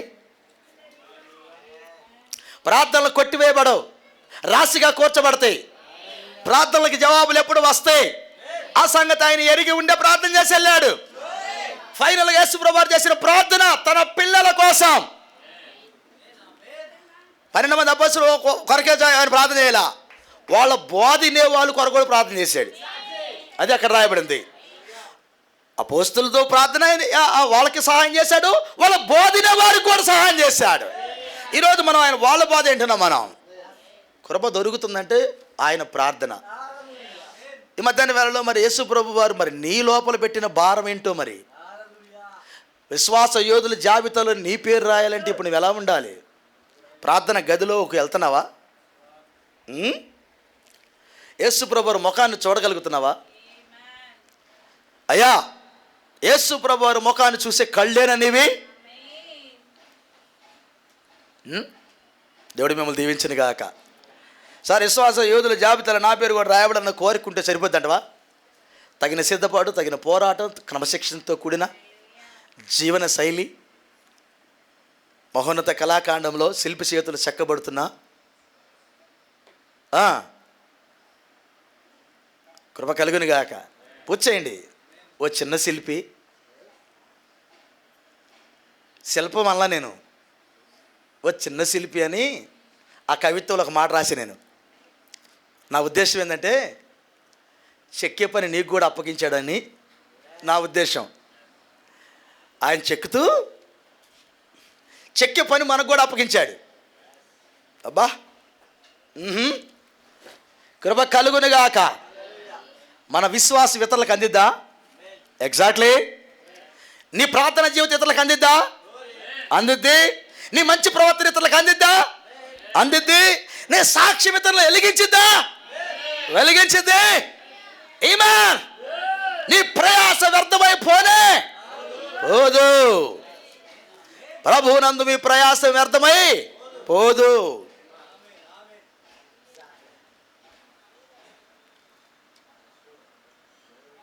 దావీదు గారు ఒక మాట అంటారు, రాస్తారు. యెహోవా గుడారంలో అతిథిగా నివసింపదగిన వాడు ఎవడు?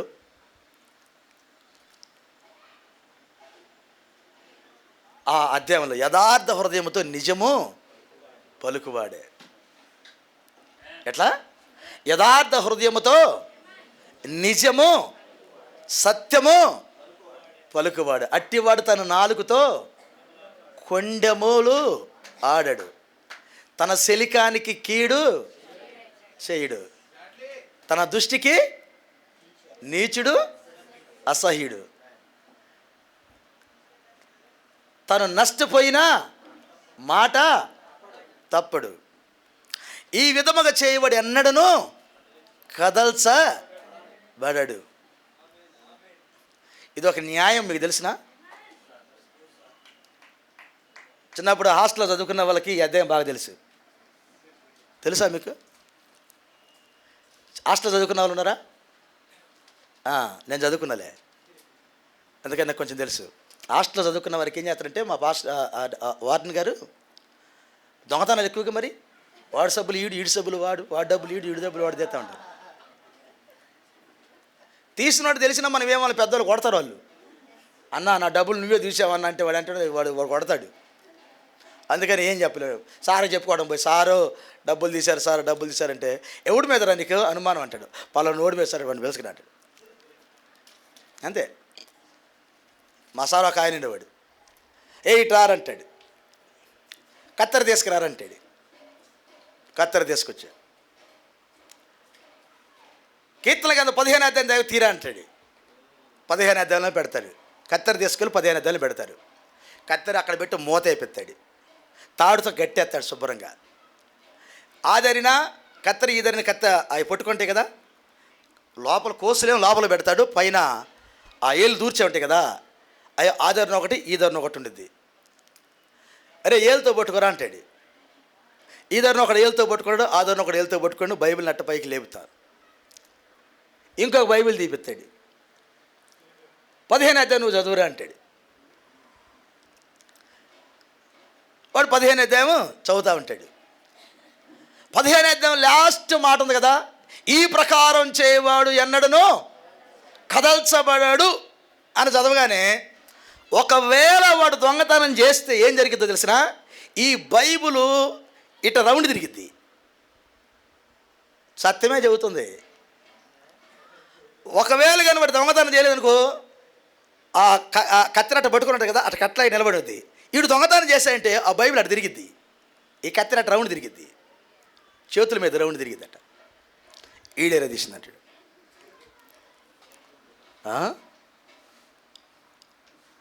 బైబిల్లో చాలా శక్తి ఉంది సార్,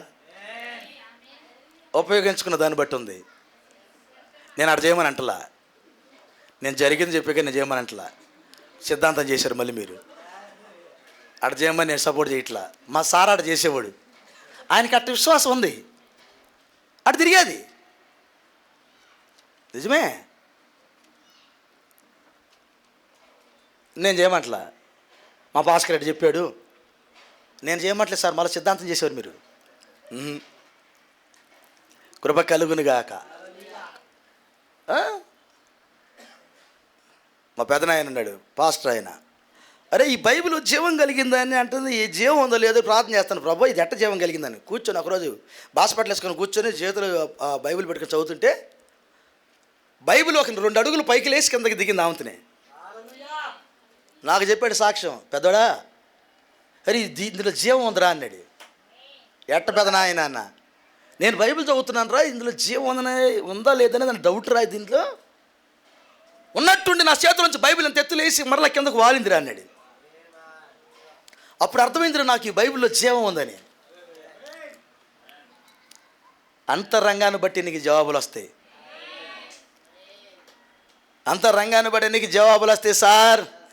టోటల్గా నేనేం చెబుతానంటే, ఈ బైబిల్కి ఎలాంటి జీవం ఉందంటే, చచ్చిపోయిన వారిని తిరిగి లేపే జీవమే ఈ బైబిల్కి ఉంది. మృతులను సజీవులుగా చేసేదే ఈ బైబిల్ యొక్క గొప్పతనము. ఇది మానవాళికున్న ప్రశ్న, చనిపోయిన వాడు బ్రతుకుతాడా? బైబిల్ చెప్పింది బ్రతుకుతాడు. నేటి క్రైస్తవ విశ్వాసం ఏంటి? పునరుద్ధానం.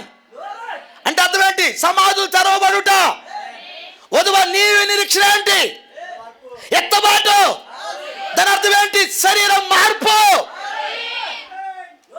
హల్లెలూయా. కనబడన దేవుణ్ణి చూసేదానికి వెళ్ళే శరీరం అది. బైబిల్ చెప్పింది, ఆకాశ సింహాసనం భూమి నా పాత పెట్టమన్నట్టు ఆయన చూడటానికి వెళ్తున్నా. ఆయన ఎక్కడే ఉన్నాడు, నీ కళ్ళు కనబట్లా, కానీ కళ్ళు తెరవబడితే ఆయన కనబడతాడు. ఆమేన్. అప్పుడు నేనంటాడు, బలా బలా నమ్మకమైన దాసుడా, విశ్వాస వీరుల జాబితాలు నీ పేరు కూడా రాసి పెట్టాను చూడంటాడు. కొంచెం నమ్మకంగా ఉన్నావు, కొంచెంలో యథార్థంగా ఉన్నావు, సత్యం కొరకు నిలబడ్డావు, యథార్థత కొరకు నిలబడ్డావు, మాట కొరకు నిలబడ్డావు, ఒక్క వాక్యం కొరకే నిలబడ్డావు. శరీరాన్ని అపవిత్రం చేసుకోవాలా, మాటలు పోగొట్టుకోవాలా, సాక్ష్యాన్ని సంపలా. ప్రాణం పోయిన సాక్ష్యం పోగొట్టుకోకూడదు. పోతే పోద్ది, అంతవరకే. ప్రాణం పోతే పోద్ది సార్, అక్కడ వదులుదాము. ఏం చేస్తా? ఈ దుర్మార్గులు ఉన్నా, ఎలాంటి దుర్మార్గులు భూమి మీద ఉన్నారు? కళ్ళు చూడలేకపోతున్నాయా, చెవులు వినలేకపోతున్నాయా? ఎప్పుడు చచ్చిపోతే బాగున్నట్టుంది. బయటికి వెళ్తే తొందరగా రా ప్రభు, తీసుకెళ్ళి ప్రభువా. అంతరంగం కేకలేస్తూ ఉంది, ఈ దృశ్యాలను చూడలేకపోతున్నాను ప్రభువా, ఈ అన్యాయాన్ని చూడలేకపోతున్నాను ప్రభువా. నువ్వు అన్యాయం చేయొద్దు అన్నాడు దేవుడు. నోటితో కూడా నువ్వు మాట్లాడటానికి వీల్లేదన్నాడు. నీ ఆలోచన కూడా తప్పు చేయడానికి వీల్లేదన్నాడు. కీడు చేసేవాడికి కీడు చేయొద్దన్నాడు. ఇంత స్వరం అంతరంగా తట్టుతుంటే చేస్తావు కీడు? మరి ప్రపంచం అంతా కీడు చేస్తుంది కదా. నువ్వు చిన్న ఆలోచన చేయడానికి కూడా నీకు లేదు కదా. లేదా దీనికి ఫలితం? దీనికి ఫలితం లేదా? అది సారా ఆ యోధుల జాబితాల పేరంటే నువ్వు పడిన ప్రయాస, నలిగిపోయావే, వేదన పడ్డావే, రక్తంతో ఏడ్చావే సత్యం కొరకు. అది సార్ అక్కడ పేరు రావడానికి కారణం. నేను అందుకన్నాను, విశ్వాస వీరుల దగ్గరికి వెళ్ళి అడిగితే చెబుతారు సార్ వాళ్ళ పర్సనల్ ఎక్స్పీరియన్స్. నేను ఆదరించడానికి చెబుతారు సార్ వాళ్ళు. గ్రంథాలు చదవండి సార్, మీరు లేఖనాలను పఠించండి, ధ్యానించండి సార్, బలాన్ని ఇస్తాయి మీకు. ప్రార్థన జీవితాన్ని మెరుగుపరచుకోండి. ఆయన ముఖం చూసే కళ్ళు కలిగి ఉండండి. ఎంత నలిగినా పర్వాలేదు, సత్యం కొరకు నలగండి. నువ్వు కీడు చేసి కీడు అనిపించడం పెద్ద విశేషం ఏముంది? మాట అన్నావు, మాట అనిపించుకున్నావు, అందులో పెద్ద ఏముంది? నువ్వు మాట అనిపించుకోవడం పెద్ద విశేషం ఏం సార్? ఎవడేనంటాడు? అన్న మాటను ఓర్చుకో, అది గొప్పతనం. కీడు చేసిన వాడికి నువ్వు కీడు చేస్తే నీ దగ్గర మంచి ఉందిగా. కీడు చేసిన వాడికి కీడు చేయకు, అది మంచి. కీడు చేసిన వాడికి కీడు చేయకు, అన్యాయం చేసిన వాడికి అన్యాయం చేయకు, అది సార్ వర్తమానం. వాక్యం అదే చెప్పింది సార్. దేవుడు తన వాక్య పక్షాన్ని ఎందుకు నిలబడ్డాడంటే అది సత్యం, అది జీవం కాబట్టి. ఆ జీవం తన పిల్లల్లో చూసుకోవాలనుకున్నాడు ఆయన. ఆ కదిలే శరీరంలో ఆ వాక్యం కనబడాలనుకున్నాడు ఆయన. అందుకే వాక్యాన్ని మన లోపల పెట్టాడు ఆయన. ఎందుకు మనం గొప్పవాళ్ళం, ఎందుకు మన పేర్లు ఇక్కడ రాస్తున్నాడు దేవుడు? ఆ వాక్యాన్ని మోసినందుకు, ఆ వాక్యాన్ని మనం మోసినందుకు, మన భుజాల మీద మోసినందుకు, మన జీవితంలో మన శరీరంలో దానికి లోకానికి చూపించినందుకు. బలా బలా నమ్మకమైన దాసుడు అని ఎందుకన్నాడు ఆయన? ఈ శరీరం దాని కొరకు అహర్నిశల శ్రమ పడినందుకు. వాళ్ళ పేర్లు సార్ విశ్వాస యోధుల జాబితాలో ఉంది. ప్రార్థన లేమి కలిగిన వారు కాదు సార్, ఓడిపోయిన వారు కాదు సార్, పారిపోయిన వారు కాదు సార్. చెప్పండి, అందరు ఉన్నారు. చాలా ఆ లిస్ట్ కూడా ఉంది బైబిల్లో. నువ్వు రాసుకుంటే ఆ లిస్ట్ కూడా ఉంది. అమ్ముకున్న వాళ్ళు ఉన్నారు, యేసుప్రభు వారిని వదిలిపెట్టి వెళ్ళిన వారు ఉన్నారు. ఒక్కొక్కరు ఒక్కొక్క విధానంలో ఉన్నారు సార్. కానీ యోధుల పేర్లు రాసేటప్పుడు వాళ్ళ సాక్ష్యాలతో రాశాడు దేవుడు. ఈరోజు మన సాక్ష్యాలు కూడా చాలా ఇంపార్టెంట్, మన జీవిత విధానం చాలా ఇంపార్టెంట్. ప్రభు మిమ్మల్ని దీవించును గాక. ప్రార్థన జీవితాలను మెరుగుపరచుకోండి. అయ్యా, ప్రార్థన చేయటం లేదా ఓడిపోతావు, ఓడిపోయి ఉన్నావు.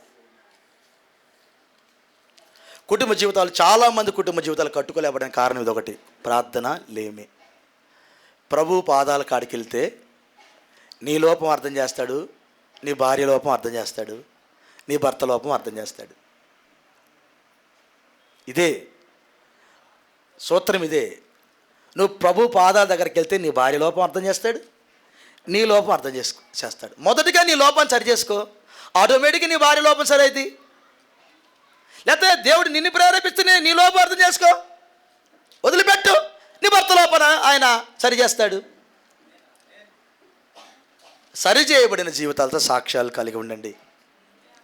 ఒకసారి మనం ఏదో హీరోలు కాలేం, ఇదొక విధానం. అవునా? అదొక ప్రాసెస్. అది హీరోలు ఒక్కసారి కాలేవు. నువ్వు ఉన్న ప్రాంతంలో హీరో ఒక్కరోజు అవ్వు. వీళ్ళు 24 సంవత్సరాలు అవుతుంది ఇక్కడికి వచ్చి. ఒక్కసారి హీరోలం కాల, ఇంకా హీరోలం కాల, ప్రాసెస్లో ఉన్నాం. ఆయన చేస్తాడని ఆశతో ముగింపు అయిన తర్వాత అప్పుడు అందాం హీరోలం అని. అంతేగాని ఇప్పుడు హీరోలు అంటే కుదరదు. దయ్యం మనకి ఇంక ట్యాగులు పెట్టిద్ది. మనం ఇప్పుడు జీరోలమే. ఎవరు మన ఇప్పుడు జీరోలమే. ఈ జీరోకి విలువ రావాలంటే హీరో పక్కన ఉండాలి.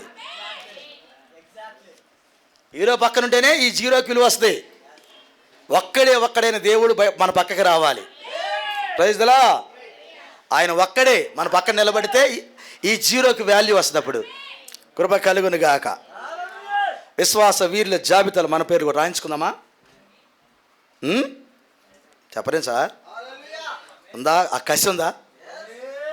కసి ఉందా పాస్టర్ గారు? ఏదో ఒక 1000 రూపాయలు డబ్బులు ఇచ్చి మీటింగ్ లిస్టులో రాయమంటే రాసుకుంటా. కానీ విశ్వాస వీరుల జాబితాలో ఆ పేరు అడగ్గా పాస్టర్ గారు 2000 ఇచ్చే కదా, ఇంకొక 2000 ఇవ్వమని ఇస్తా, రాసుకోవాలి నా పేరు. విశ్వాస వీరుల జాబితాలో డబ్బులు ఇస్తే రాయబడదు. డబ్బులు ఇచ్చే పని చాలామంది రాసుకుంటారు కదా, నీ దగ్గరికి ఎందుకు వస్తుంది? చాలామంది ఉన్నారు లక్షల కోట్లు ఇచ్చి, అమెరికా వాళ్ళు అయితే అప్పు చేశాను నీకంటే ముందు అప్పు చేసి రాయించుకుంటారు. ఇప్పుడు ప్రపంచంలో ఎక్కువ అప్పు చేసింది వాళ్ళేనంట. అమెరికా మెడలో అప్పులు బాంబు అని టైటిల్తో ఒకటి వేశారు. మీకు తెలిసిన అమెరికా అప్పుల్లోకి వెళ్ళి పీకల లోతులోకి దిగిపోయిన తర్వాత అక్కడికి ఆర్థిక మాధ్యమం వచ్చిద్దని ఈ కాల ప్రవక్త చెప్పాడా? ముద్రలో చెప్పాడా? ముద్రలో చెప్పాడా? నా ప్రశ్న, వీడికి అప్పులు ఇచ్చింది దేవుడు? వీడికి అప్పులు ఇచ్చింది దేవుడు, వీడు అప్పులు తీర్చే దేవుడు. వీడు వీరోనే, వీడు జీరోగాడు. భూలోకంలో ఈయన్ని వీరో చేయాలంటే యేసు ప్రభు రాడు అక్కడికి. ట్రంప్ని హీరో చేయాలంటే యేసు ప్రభు రాడు. కానీ యేసు ప్రభుని నమ్ముకుని చెబుతున్నాడు. ఈరోజున్న అమెరికాలో ఉన్న రాజ్యం అని తెలిసిన మతము రాజకీయ రెండు ఏకమైన రాజ్యం అది. ట్రంప్ గెలిచింది మతంతో గెలిచాడు. నేను కూడా క్రిస్టియన్ అని. ప్రతి ఇంట్లో బైబిల్ ఉండాలి. సిలువను తీసుకొచ్చాడు బయటికి. ప్రచారాలు చెప్పాడు, యేసు ప్రభు దేవాలనే నేను గెలిచానని చెప్పాడు. ఒకడు గంత కాల్చాడు కదా, చెవు పక్కన చెవుకు తగులు తేలింది. అప్పుడు వాడు చెవు తెగినప్పుడు చెప్పాడు, నన్ను బ్రతికించింది యేసు ప్రభు అన్నాడు. యేసు ప్రభు పేరు చెప్పుకొని గెలిచాడు. మతము రాజకీయం ఏకమైంది అక్కడ. ఇప్పుడు ప్రవక్త చెప్పిన మరొక ప్రవచనం నగం మీదకి వచ్చింది. హల్లెలూయా. నిన్న ఆశీస్సుకెళ్ళన్నాడు, 40 సంవత్సరాల నుంచి నేను ఒక ప్రవచనం కొరకు ఎదురు చూస్తున్నాను అన్నాడు. అది ఏంటో కాదు కానీ అమెరికా దేశం నుంచి ఒక పోపు వస్తాడని మన మీటింగ్లో అని చెప్పాడు. ఆ మాట అన్నాడా? 40 సంవత్సరాల నుంచి నేను ఎదురు చూస్తున్నాను, ఈ ప్రవచనం ఎప్పుడు జరిగిద్దని. జరిగింది. ఎప్పుడు? మన మీటింగ్ వచ్చే ముందే జరిగింది. మన మీటింగ్ వచ్చే ముందే జరిగింది. అమెరికా దేశం నుంచి ఒక పోపు వస్తాడని ప్రవక్త ప్రవచించాడు, వచ్చాడు. ఇప్పుడు నెక్స్ట్ ఏంటి సార్? ప్రపంచానికి ఏం జరుగుతుందో నాకు తెలియదు కానీ ఆయనైతే విశ్వాస వీరుల జాబితాను రెడీ చేసుకున్నాడు. Praise the lord. విశ్వాస వీరుల జాబితాను రెడీ చేస్తున్నాడు. నర్సరావుపేటలో ఎంతమంది ఉన్నారు? విజయవాడలో ఎంతమంది ఉన్నారు? వరంగల్లో ఎంతమంది ఉన్నారు? ఇండియాలో ఎంతమంది ఉన్నారు? శ్రీలంకలో ఎంతమంది ఉన్నారు? సౌత్ ఆఫ్రికాలో ఎంతమంది ఉన్నారు? కెనడాలో ఎంతమంది ఉన్నారు? ప్రపంచ దేశాల్లో ఉన్న విశ్వాస వీరుల జాబితాను రెడీ చేస్తున్నాడు ఆయన. ఓ ఏదో ఒక రోజున పిలుస్తాడు, హలో బలా నమ్మకం ఏం దాసుడా, ప్లీజ్ కమ్ హియర్. ఇలాగా మెల్లని స్వరంతో పిలుస్తాడు. లోపలికి పోతే బయటికి రాలేం. ఇంకా కృప కలుగును గాక. హల్లెలూయా. ప్రయాసపడతాం మరి. హల్లెలూయా. కాబట్టి ఇంత కష్టపడ్డాను, అలసిపోగాకు. అలసిపోతే చివరిదాకా వెళ్ళలేవు నువ్వు. కొంచెం అలసిపోకుండా ప్రయాసపడు. 1 గంట ప్రార్థన చేసి తృప్తిగా లేదు. కృప కలిగిన గాక. వెనకటి కాలం నాకు చెబుతూ ఉంటాడు అప్పుడప్పుడు, ఒక జీవాన్ని కోసి రక్తం పట్టుకుని రక్తము తింటారు వెనకటి కాలంలో. ఇప్పుడు తెలియని టైంలో ఒక పెద్ద జీవాన్ని కట్ చేస్తే బొచ్చుల్లో పడతారు, రక్తం బట్టి ఇస్తూ ఉంటారు. అది ఏపుకొని తింటూ ఉంటారు, అట్లా ఏదో చేస్తారు. కొంతమంది ఏం చేస్తారంటే ఆ వేడి రక్తం తాగుతారు. వేడి రక్తాన్ని తాగేస్తాడు. ఒక ఆయన ఏం చేశాడంటే దాన్ని మెడకాయ కోసి ఆ కుత్తికాయ నోరు పెట్టాడు, రక్తం అంతా బయటకు వచ్చేస్తుంది. ఆ జీవంత మొత్తం తాగిండు వీడు. జీవంతంతా తాగి లేచిన్నాడు. చీ, ఇందులో నెత్తరలేదు ఏందిరా అంటున్నంట. మొత్తం తాగిండు, సాల్లా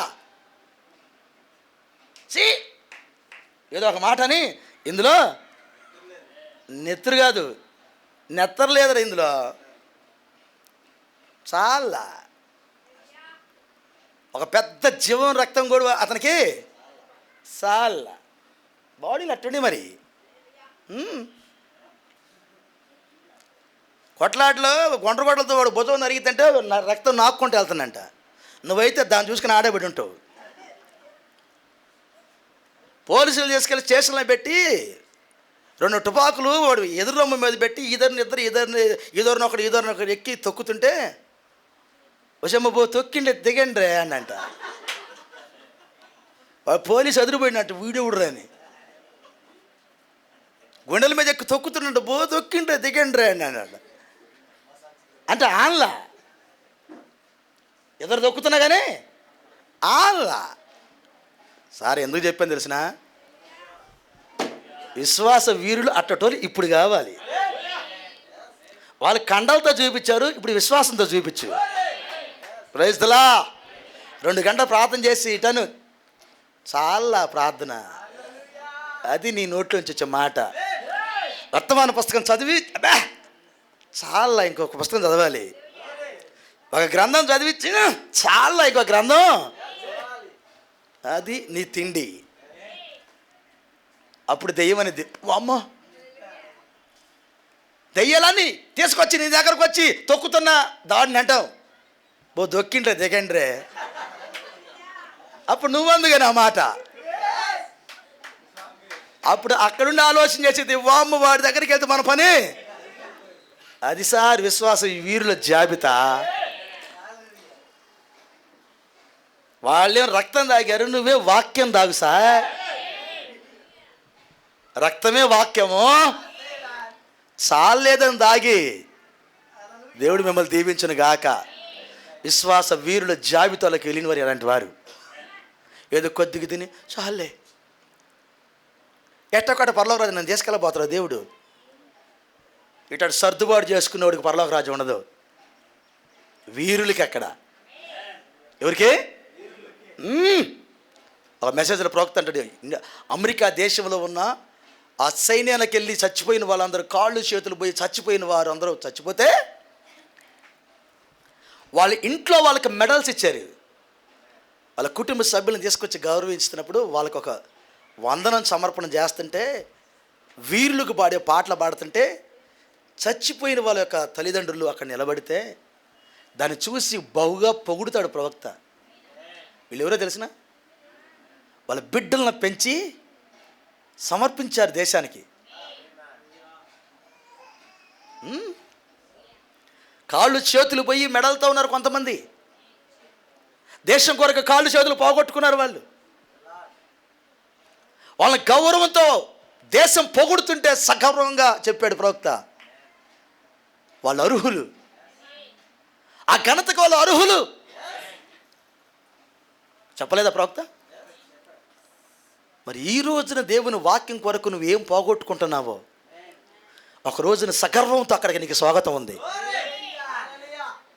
ప్రపంచమంతా దూతలందరూ అటెన్షన్లో ఉండి శల్యుడు చేస్తుంటే ఆయన వెనకాల నువ్వు నడుస్తా ఉన్నావు అన్నాడు. దేవదూతలందరూ కవాతు చేస్తూ శల్యుడు చేస్తూ ఉంటారట. అక్కడ యోధులకు స్వాగతం, విశ్వాస వీరులకు స్వాగతం. అక్కడ నువ్వుంటావు అన్నాడు ప్రవక్త. అది నీ గొప్పతనం. ఆ గొప్ప ఎత్తబాటులోనికి విశ్వాస వీరుల జాబితాలోకి నువ్వు కూడా చేరుదువుగాక. అలసిపోని ఓ యోధుడా, అలసిపో అని నేను అంటలా. పోరాడు, పోరాడు. నీ అండాన్ని కలుసుకునేదాకా పోరాడు, నీ గుడ్డుని కలుసుకునేదాకా పోరాడు, క్రీస్తును చూపించేదాకా పోరాడు, థియోఫాన్ని కనేదాకా పోరాడు. ఎత్తబాటుల ఆవల గట్టులో మన స్వాస్థ్యమును కలుసుకునేదాకా పోరాడు. ప్రభు మిమ్మల్ని ఆ రీతికి దీవించును గాక. తల వంచిత ప్రార్థన చేద్దాం. హల్లెలూయా, ప్రైజ్ ది లార్డ్. హల్లెలూయా, హల్లెలూయా, హల్లెలూయా.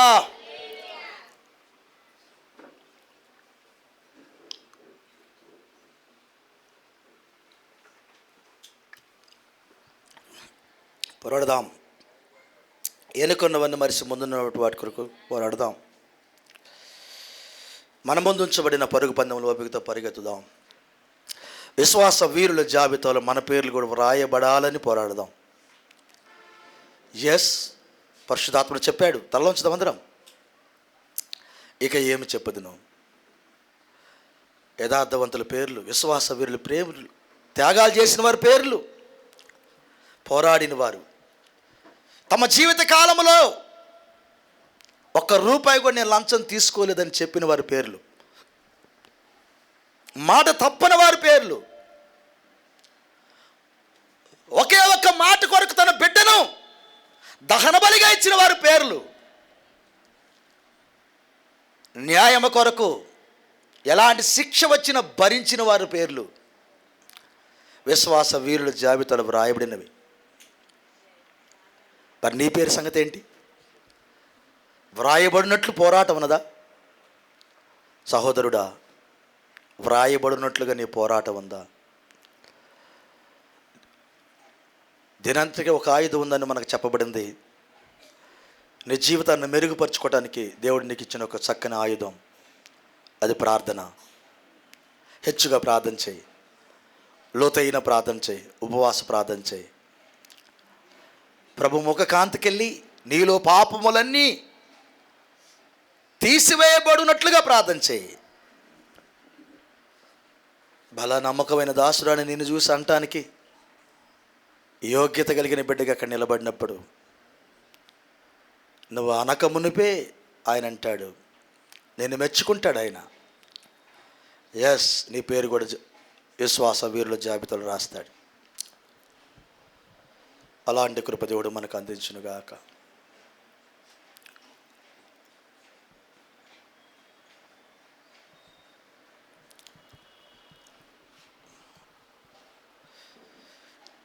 నీ జీవితం విలువైనది, ఏనాడు ఏ మారకు. శ్రీ యేసు నామం నీకెంతో క్షేమం, ఈనాడే యోచించు మా. ఓ నేస్తమా తెలియునా, ప్రభు యేసు నిన్ను ప్రేమించెను. నా నేస్తమా తెలుసుకో, ప్రభు యేసు నీకై మరణించెను.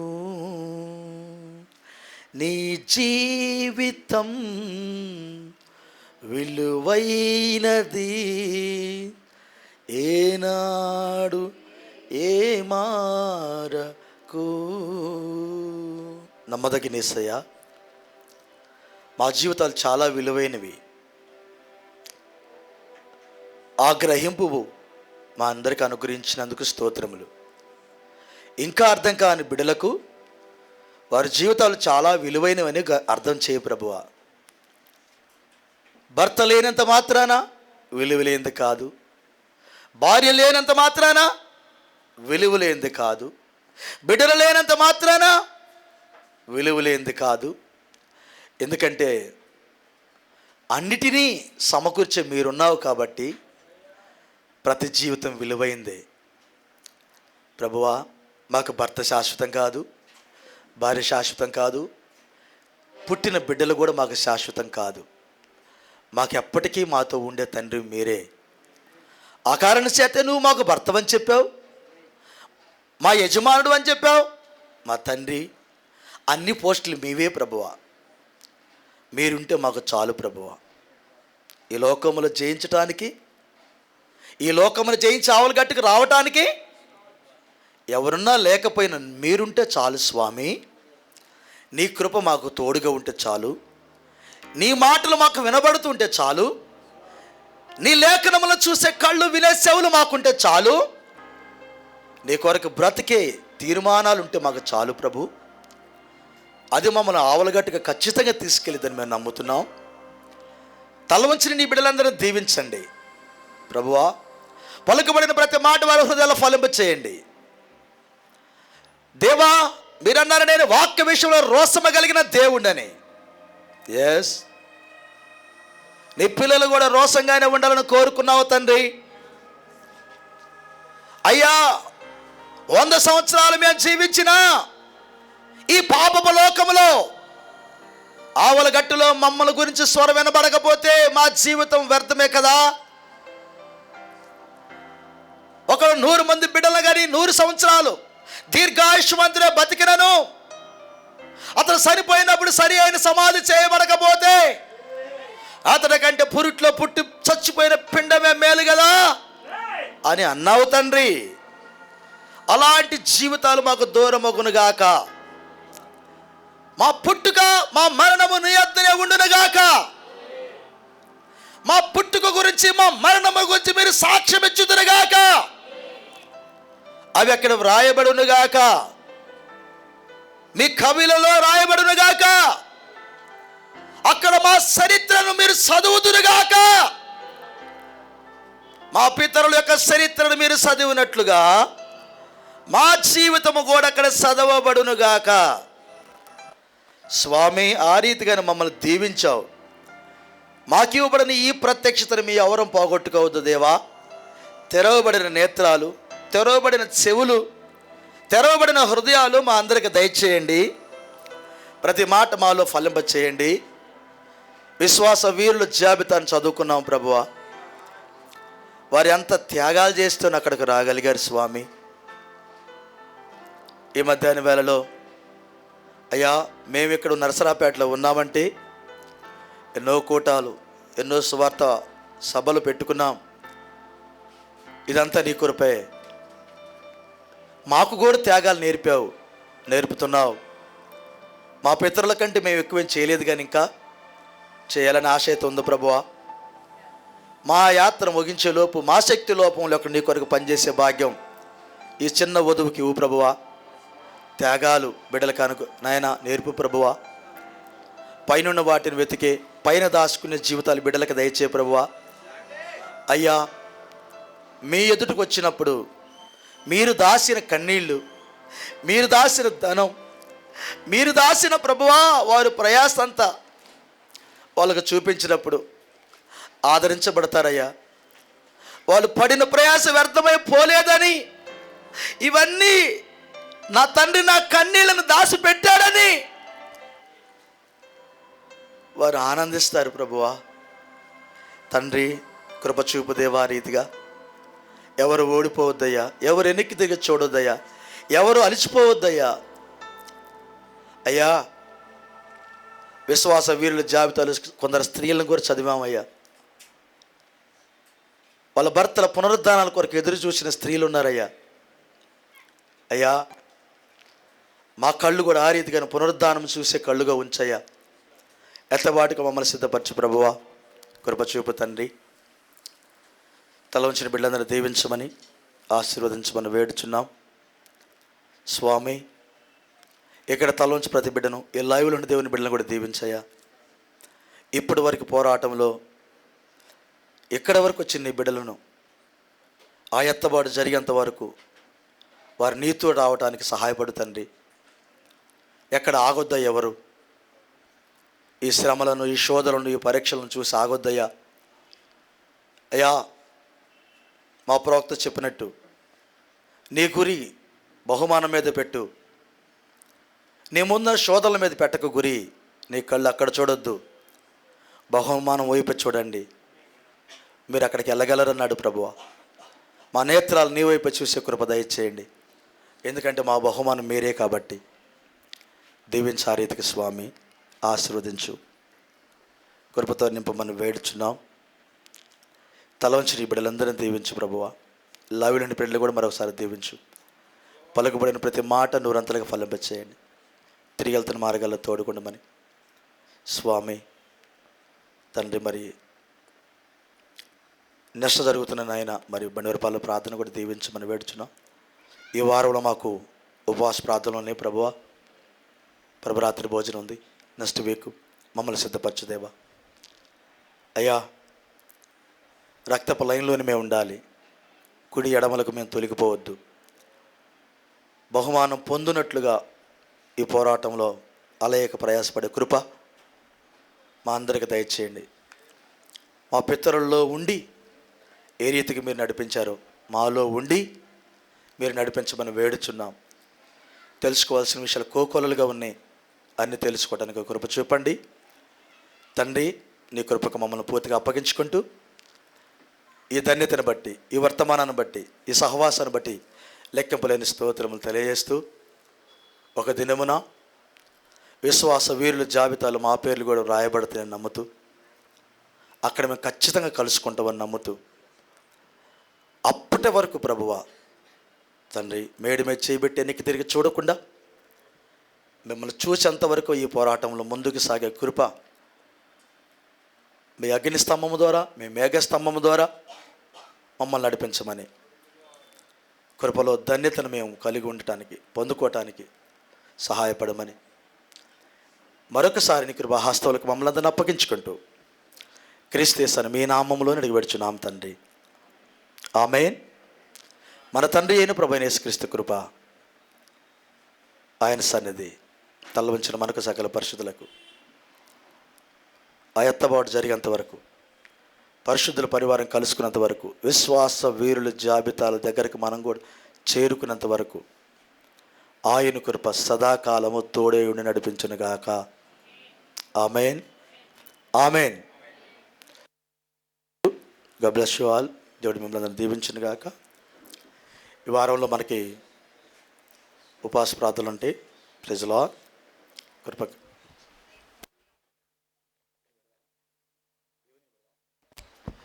గమనించండి. చిన్న అనౌన్స్ ఇందా చేద్దామని చేయలేకపోయాం, మర్చిపోయాం. రేపు మా మ్యారేజ్ డే ఉంది. రాత్రికి ఎక్కడ చిన్న కూటమి